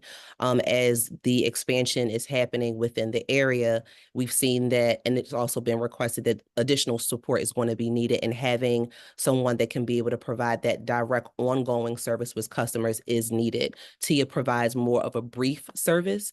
She doesn't hold a caseload. Understand. I guess is the 197 for one person, or are we getting two? It would be for 2 years, along with fringes included in that. And Senator, you're muted. Thank if you. we could we if you could check to see if there's a Tanya Williams on, if you can unmute her as well, please. I'm sorry, you were saying, so this is for one person over 2 years? Yes. And are these services described here not provided at Mondawmin? Excuse me? Are these services that you're describing here not provided at Mondawmin or any other place in the city? They're provided differently, but the thing is that what we're finding is that the customers are not going to the location. They want to be served directly within that area. I got you. But they can also go down to Madonna and get these same services. They could go to any of our community job hubs, but it always leads back to location. Got it. Thanks. Mm-hmm. And I'm sorry, this is Marita Goodman. You were describing the difference between this job hub, and the other source. One was, okay, the last one you described, the community job hub, that was a stationary person. I think you said career development facilitator. Yes. So we And have seven what does currently. the other I'm sorry, what does the other person do? She's So a you mobile, navigate. so she's a mobile career navigator. So what she does, she provides brief services.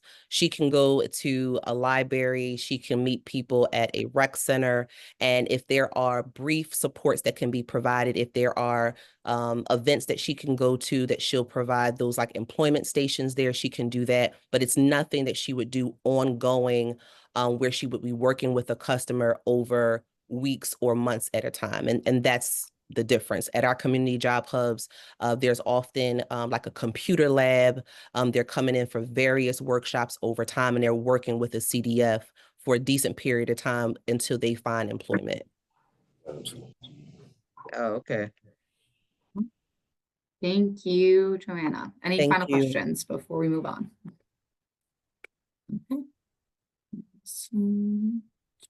Okay.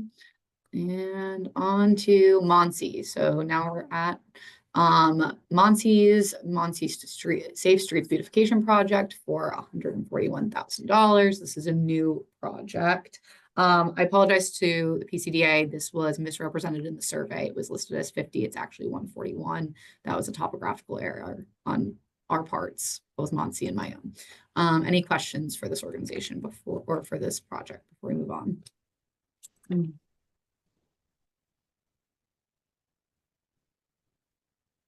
Which building are we speaking of? This is for, looking for, make sure right, this is the Safe Street Pimlico location. Don't have the address saved. But this is the Belvedere site? Because there are two sites in Park Heights. Let me ask to clarify that. I have Safe Streets Pimlico based on the application, but I just want to confirm that that's accurate. That means, yeah, that's, Yeah. Okay. Okay, any other questions? Okay, moving on. We have our second and final Sinai Hospital request for $137,000 for the Open Doors program. This would be for a community health worker. And I believe Haley is online if you have any questions for them. So this is one community health worker. It seems high for a community health worker. It's one of my questions. This is for a full-time worker. I'm assuming it also includes fringe, although I don't have the budget in front of me. And then it also includes funding, I believe, for community outreach, but I don't want to misspeak. This got to be a multiple year request.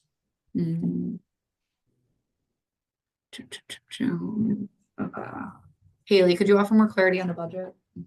Yes, so there is funding for a full-time community health worker, as well as a small amount of funding for the supervisor of that position. And then the rest of the budget is essentially wraparound services and supports for the clients of the program. So things like emergency food assistance, housing assistance, et cetera.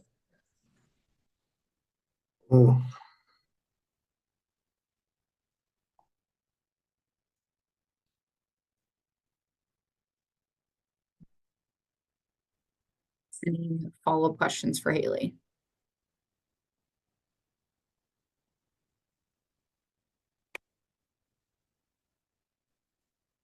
Okay. I'm gonna move on then. Okay, we're on Outcast Food Network, which is the project is called Camp New Vision. For 116,000. This is a new project. And I believe Lawrence Sanders should be online. Any questions for, maybe not. I don't see Lawrence. So any questions that I could refer to Lawrence?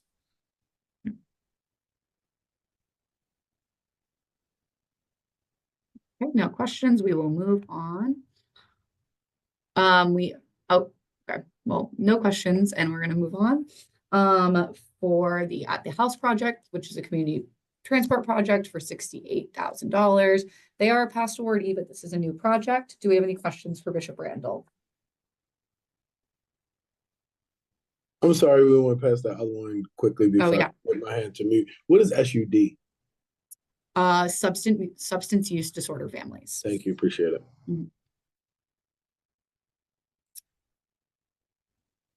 Anything for Bishop Randall? Hearing none. We're going to move on to. Sorry, one question back on that. Sorry to be yeah. This is hardware only, or this is for a driver? This is for the renovation and operation based on description. Let me double check. Operation could mean personnel, and it could mean running costs. Renovate. Let me unmute Bishop Randall. Bishop Randall, could you provide some clarity on the budget, please? Thank you. It's for both. Okay. It's for I thought so, but I wanted to confirm. Yes, for staffing and for renovation. So this would be a capital operating combo. Yes. Okay. Thank you. Thank you. Okay. Brings us to Wild Seed, which is a project for Park Heights Ecosystem Restoration Education Initiative. This is essentially to remove invasive species, plant native trees, and promote environmental education. It's for $60,000. They're a new project, a new applicant. Let me double check that Lisa is online with us. Lisa's here if anyone has questions for her to answer in the chat. Is the expectation that the work's done by the students and the community members, or that it's done by people who are more familiar with it? I'm reading engage, and I'm interpreting that as it would be done by the community and the students that are engaged, but I will let Lisa clarify that in the chat.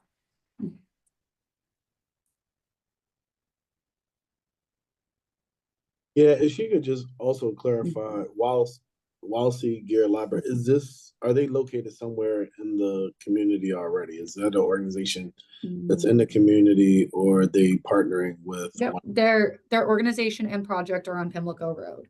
Got you, thank you. 4236. Okay. Yes. We're in Park Heights. So this sounds to me like essentially it's paying people to do the yard work. I think it's aimed at a larger mission than that, but I would let Lisa speak to her mission in the chat. Yes, they are.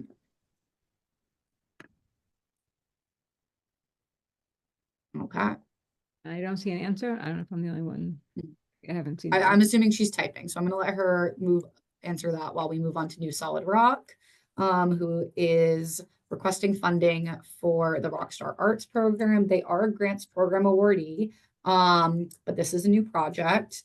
It's a creative arts program as an after-school enrichment at the elementary schools. It's for $57,000, and I believe Pastor Terry Moore should be online, or maybe not, unless you're under a different name.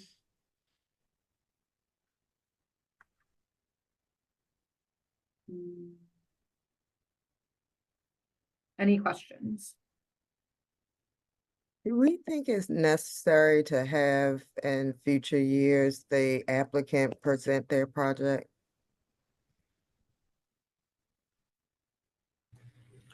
We'd have to look at the timing of that, Yolanda, but it's a valid idea. Yeah. I think this year the process was set up not assuming that we would get such an overwhelming amount of applications. We got double the amount of applications that we did last year. People are paying attention and getting organized. So yeah, and it's awesome. Yeah. but we just want to make sure everybody is able to participate in the process. Yeah. And I would just say part of that, right, to Chris's point, how much, it all depends on how much time the PCA can devote to this process. We're willing to do as many meetings as you guys want to attend. Okay, I'm going to move on to our next project. One More, One Less mentoring, requested 51,000. Any questions for Minister Bordley? I did not check it. He is here.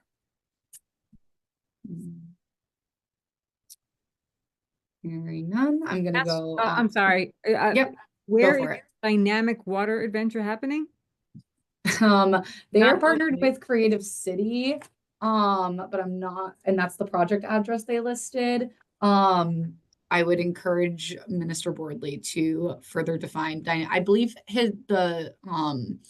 I'll actually point you to the question responses that I sent earlier this afternoon. I believe he gave a good description in that document. If you can look at that, that'll explain the dynamic water adventure component. In the Better past, than I I'm ever not could. sure where he is right now, but in the past, he's gone as far as Essex. There's a boating facility that he uses to take the children for experiences. It's a great program.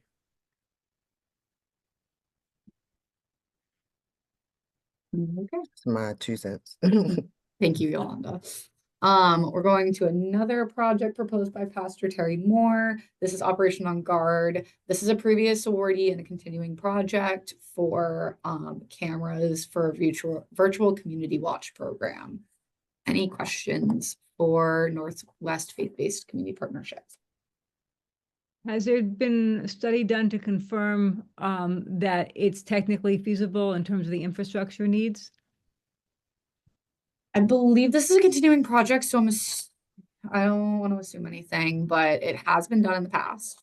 So in the past, there were problems that there was the internet was not available to do it, and I was.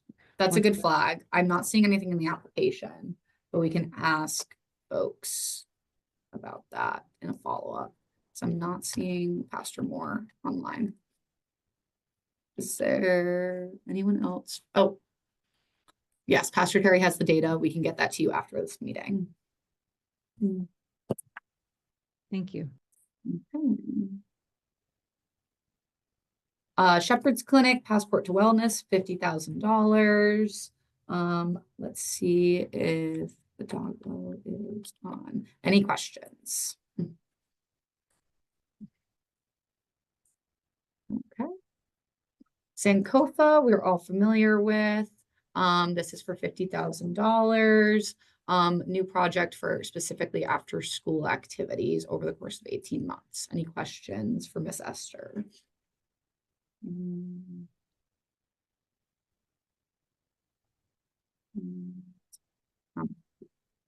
Okay.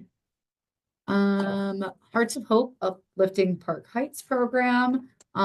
This is for just under $50,000. Any questions for Danita?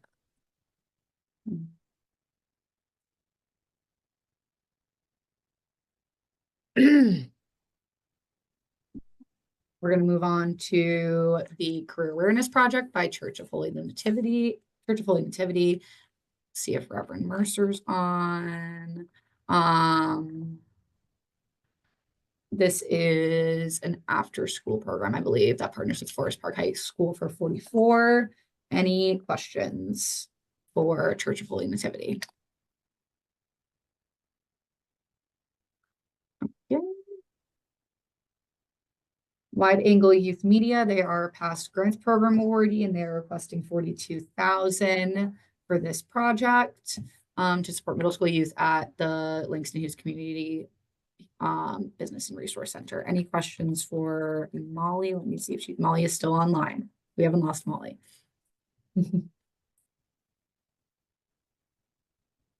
Okay, no questions for Molly. Moving on to, I believe this is our final, oh no, second to last. Operating request, $42,000 for Future Makers from Yes Club Incorporated, working with youth ages 12 to 18. Any questions for Latonia? Okay. My last, oh, two left, sorry. Baltimore Clayworks has requested $29,000 for a mosaic in Queensbury Park. Any questions for Baltimore Clayworks? Okay, and now actually our last one, Time Organization, Northwest Healing, Access and Education. Any questions? Okay, that's it. We made it through Park Heights. I'm gonna pause because I'm seeing the time. Nicole, yes. Yep, and then I'm going to make a recommendation based on some of the feedback that we've had here tonight. I've alluded to this. We're willing to host as many meetings as folks would like to have.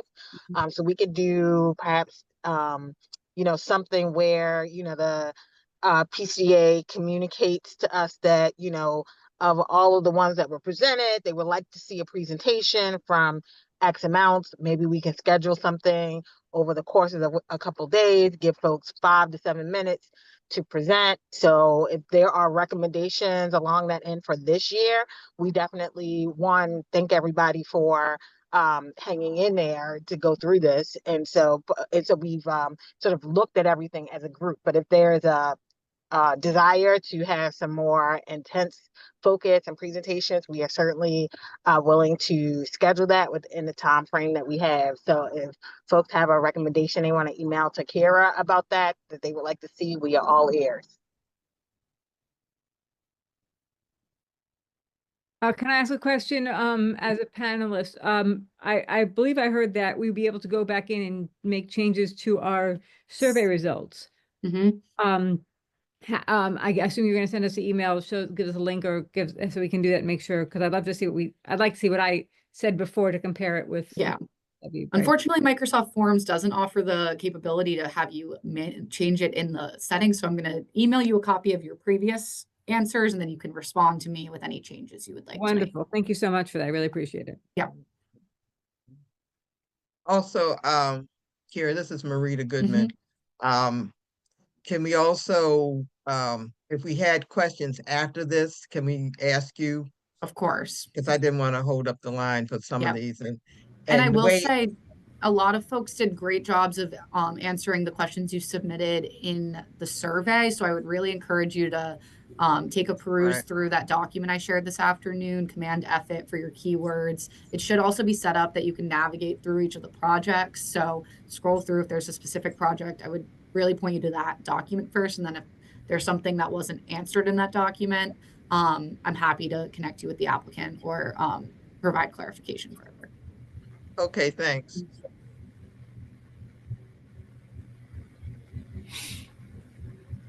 Okay. Well, I will be with next steps. I think we're going to pause here. I don't know if we want to dive into the OMR. Chris, I'll leave that decision to you. I'll leave it up to you. Let's go. Well, I'll turn it. I know Nicole proposed a suggestion. I'm very mindful of the time. I know it's 7:40. I can breeze. We have 20 presentations. We can keep going and go through these. I would suggest we go ahead and flip through them sort of as a group. And if there are any burning questions that folks have, and then we can explore those other opportunities to share more detailed information. Sounds lovely. We can do that. Okay. So for, that should say 1 mile radius, we received $611,000. That's our available estimate. The request amount is much greater. It's $4,400,000. 19 of those are not from city agencies, so community organizations or schools. 8 are first time potential awardees, 9 are capital, and 11 are operating. This is a breakdown. You can review that later. First up, we have Forest Park High School has requested $1.5 million for Turf Tough. Any questions? Let me see if Allison's on. I don't see Allison or somebody from Forest Park High School. Hey, I think you're going through the same process you did previously. I think what Nicole recommended, which I agree. I don't know if others agree. If we could just go through the rest of them, so in this public forum, everyone here, and then they could put it in the chat. Okay, put them in the chat. I won't request questions. Next we have Dr. Nathan A. Pitts, Ashburn Elementary School, $681,000. This is a new project. Questions can be dropped in the chat or sent to me directly. Empowerment Temple AME. Could you point out the first two are more than the amount of money available? Yes. Thank you, Chris. This is for an adult daycare and it's $465,000.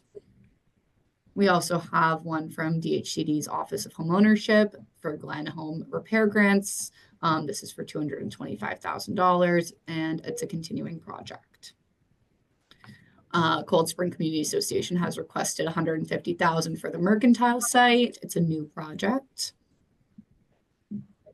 Healthy Neighborhoods has requested $120,000 to continue the Ambassador Theater redevelopment project.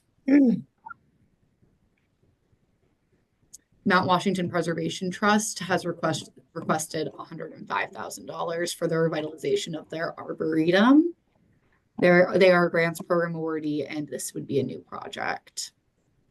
Ashburton Area Community Association has requested $100,000 for their community lighting project. They are a grants program awardee, but this would be a new project. Silburn Arboretum, Friends Incorporated has requested $31,000 for a visitor engagement signage project. And that is it for capital. We're moving on to operating. High Comprehensive Housing Assistance Incorporated has requested $164,000 for their community organizing work. This is a previous awardee and a continuing project. CASA Incorporated has also requested $154,000 for their community organizing work. They are a previous awardee and a continuing project. Divine Health and Wellness Center, our previous grants program awardee, requesting $150,000 for this project of community health and wellness. Civic Works has requested $100,000 for trash-free walkways and spaces in Glen and Falstaff. This is continuing a previous award that Civic Works has received for this Clean Core team. Go Northwest has requested $95,000 for sustaining middle neighborhoods. This is a continuing project. Action and Maturity has requested $75,000 for their transportation services. This is a new project. WBC CDC has requested $75,000 for a new project in the Liberty Heights area for Liberty Coalition of Neighborhoods. Shomrim has requested $75,000 for their community camera project. This would be phase 1 of the project. Falstaff Improvement Association has requested $38,500 for their recruitment and communications project. They are previous awardee, and this would be a new project. Falstaff EMS has requested $36,300 for an arts project. And Dance Baltimore has requested $31,200 for a high school dance supplement program. And this is the final operating project request. As previously stated, you can submit any questions to me or via the chat. And we'll bridge us off into next steps. I can finish this up, Chris, if you would like. Where we're currently at is we just went through our project review meeting on December 4th.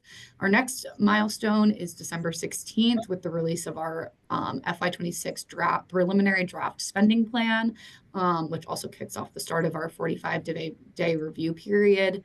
On December 18th, we'll hold a public hearing for feedback on that draft spending plan. And January 15th will be the deadline for any written comments to the PCDA and the end of our public comment period. December 18th is not the only opportunity to provide commentary from the public on this draft spending plan. It will also be accepted via online survey or via email to the PCDA at baltimorecity.gov.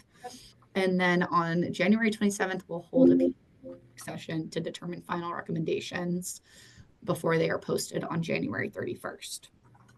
Questions about timeline and next steps? Yes, Delegate Rosenberg. Yeah, now I'm new, but in the past, has there been a meeting of this group prior to the release of the spending plan so that we can have input into that process? This is typically that meeting. This is that meeting. Okay. So Yeah, in the past, we've released the draft first and then had this meeting. Yeah. We're flipping it this year. right. So Kara, maybe it's helpful if you talk about sort of how we plan to then create that spending plan from all the feedback that's received. That's why Yes. we're really grateful for all of the feedback we've received thus far. Yeah, and so go ahead. Yes. So given the amount of the volume of requests we received this year, I released the survey in advance of this meeting to give you a chance to review the projects in advance. Then we're doing this public meeting to review all projects, and then you'll have a chance to review your submitted survey results by Friday so that I can take those into account so DOP can take those into account while creating the draft spending plan to be released on the 16th. Right, then and so what's the I'm sorry. So Yolanda, yes. my question is for the public comment. Mm-hmm. Can you just explain that? Yep. Wow. So we typically hold a public hearing, and that'll be on December 18th. It'll walk through each of the projects proposed in the draft spending plan and give the public an opportunity to respond. They'll also be able to provide feedback written through an online survey on Department of Planning's website and via email. Marita, I see a hand. Oh, yes, I'm sorry. I missed some of what you were saying before. So a couple of things. This, what we just did, took the place. Well, let me ask you this. We used to have back in the day before the pandemic, a work session. Chris, is this considered the work session? This is not the work session. No. The work session is in January. It's highlighted on the screen. It's January 27th. Oh, I see it now. Yeah. Oh, okay. Yeah. All Just right, didn't but want you to we miss need- it. Okay, but you wanted us to get you something by Friday. What Yes, do we? revisions Okay. to the survey that I sent. I'm going to send an email to each of you individually with your survey responses attached, and you'll be able to revise those and send your revised responses to me. And so And I'll we'll get be those back. taking that feedback as well as some of the priorities that have been communicated by the administration, as well as, of course, the PCDA's feedback and priorities you guys have expressed over time. And then, of course, the individual responses that you've provided around partial or funding at all. And so we'll take into consideration all of those things and then present that draft budget. Okay. Okay. So the release of the draft plan will be on December the 16th, and then two days later, we'll have the public hearing. What does the release look like? Will it be posted to the webpage? It'll be posted to the website, and we'll also send notification via the Northwest Planning listserv. Northwest Planning listserv. What is that? It's Carrie's newsletter. She can provide more details. I think very sizable list. It's 4,500 people who are in Park Heights, and all of the registered community leaders are also. Oh, so the Department of Planning. I thought you were talking another organization. Oh yeah, sorry. No, No. I meant planner. I skipped a word, Senator. Sorry. Cool. No, and obviously, will notification also be provided to the members of PCDA? Yes, of course. Gotcha. Okay, thank you. Can I just add, Kira, did you highlight that the review period, so from the plan, that the preliminary draft plan on the 16th, that starts the day of the 45-day review period, which is mandated by law. So that's part of why the timeline is the way it is. And that ends on the 31st of January. So we have to get the public comment and the work session and all that into that period of time. So we thank everybody for bearing with us on a tight turnaround.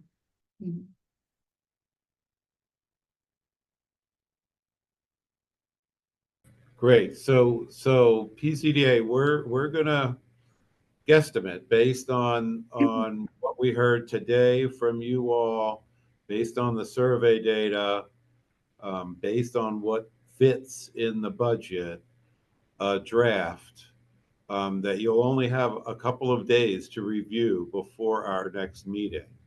But You won't have to react to it in the next meeting, because the next meeting will be for the public to react to it. You will still have your work session to really roll up your sleeves and work on it.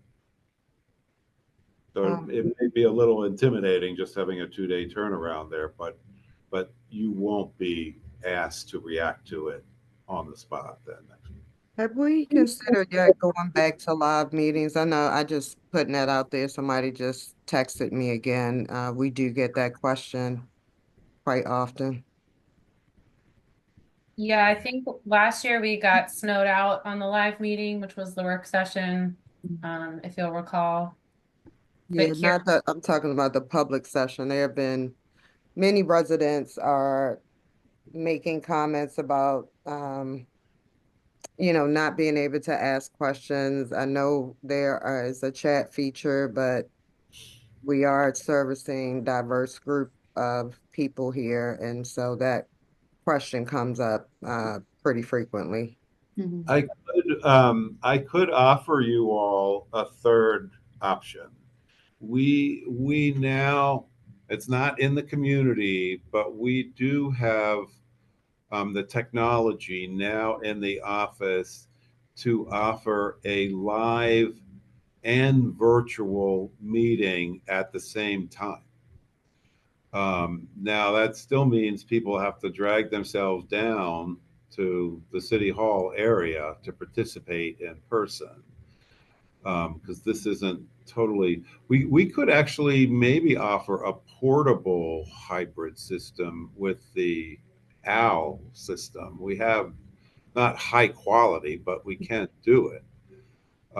So I think this is maybe your decision. Maybe it's a discussion we have as a group as to whether we want to either go back to a hybrid or go back to a in-person or go back to a hybrid system. But I do think we have the ability to do a hybrid system now, if that's what you want to do. If we did a hybrid system, I mean, if put it this way, if there was a option to have part of it in person, would the board be required to be there in person? So we're not into making rules here. I would suggest that the public would want to see the PCDA in person rather than hybrid. But it would be convenient to the public to offer them the hybrid option. But again, that can be your decision. Okay. I don't want to put you on the spot, but why don't you think about it? Yeah, we'll do that. Sure. Okay. We'll offer you a choice before the next meeting. We can work on that, and then we'll take it from there. Okay. So Chris, I think Kira's computer might have crashed, so she might not be on any longer. Oh, there you go. I came to Chris's office. Sorry, guys. My Yep. computer said this meeting went over. I think that's a sign. We wore her computer out. They can't take it anymore. So. All right. Well, again, I apologize for the long meeting. It was a sign of success, I think, though, and that people responded to the grant application. And I really want to thank you all for hanging in there and putting up with this.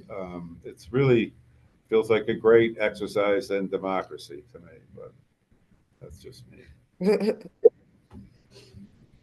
All right.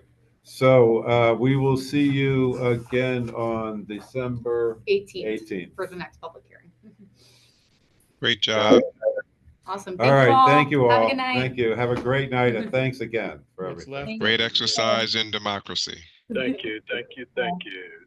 All right. Take care. The leave button. Should be able to leave down here.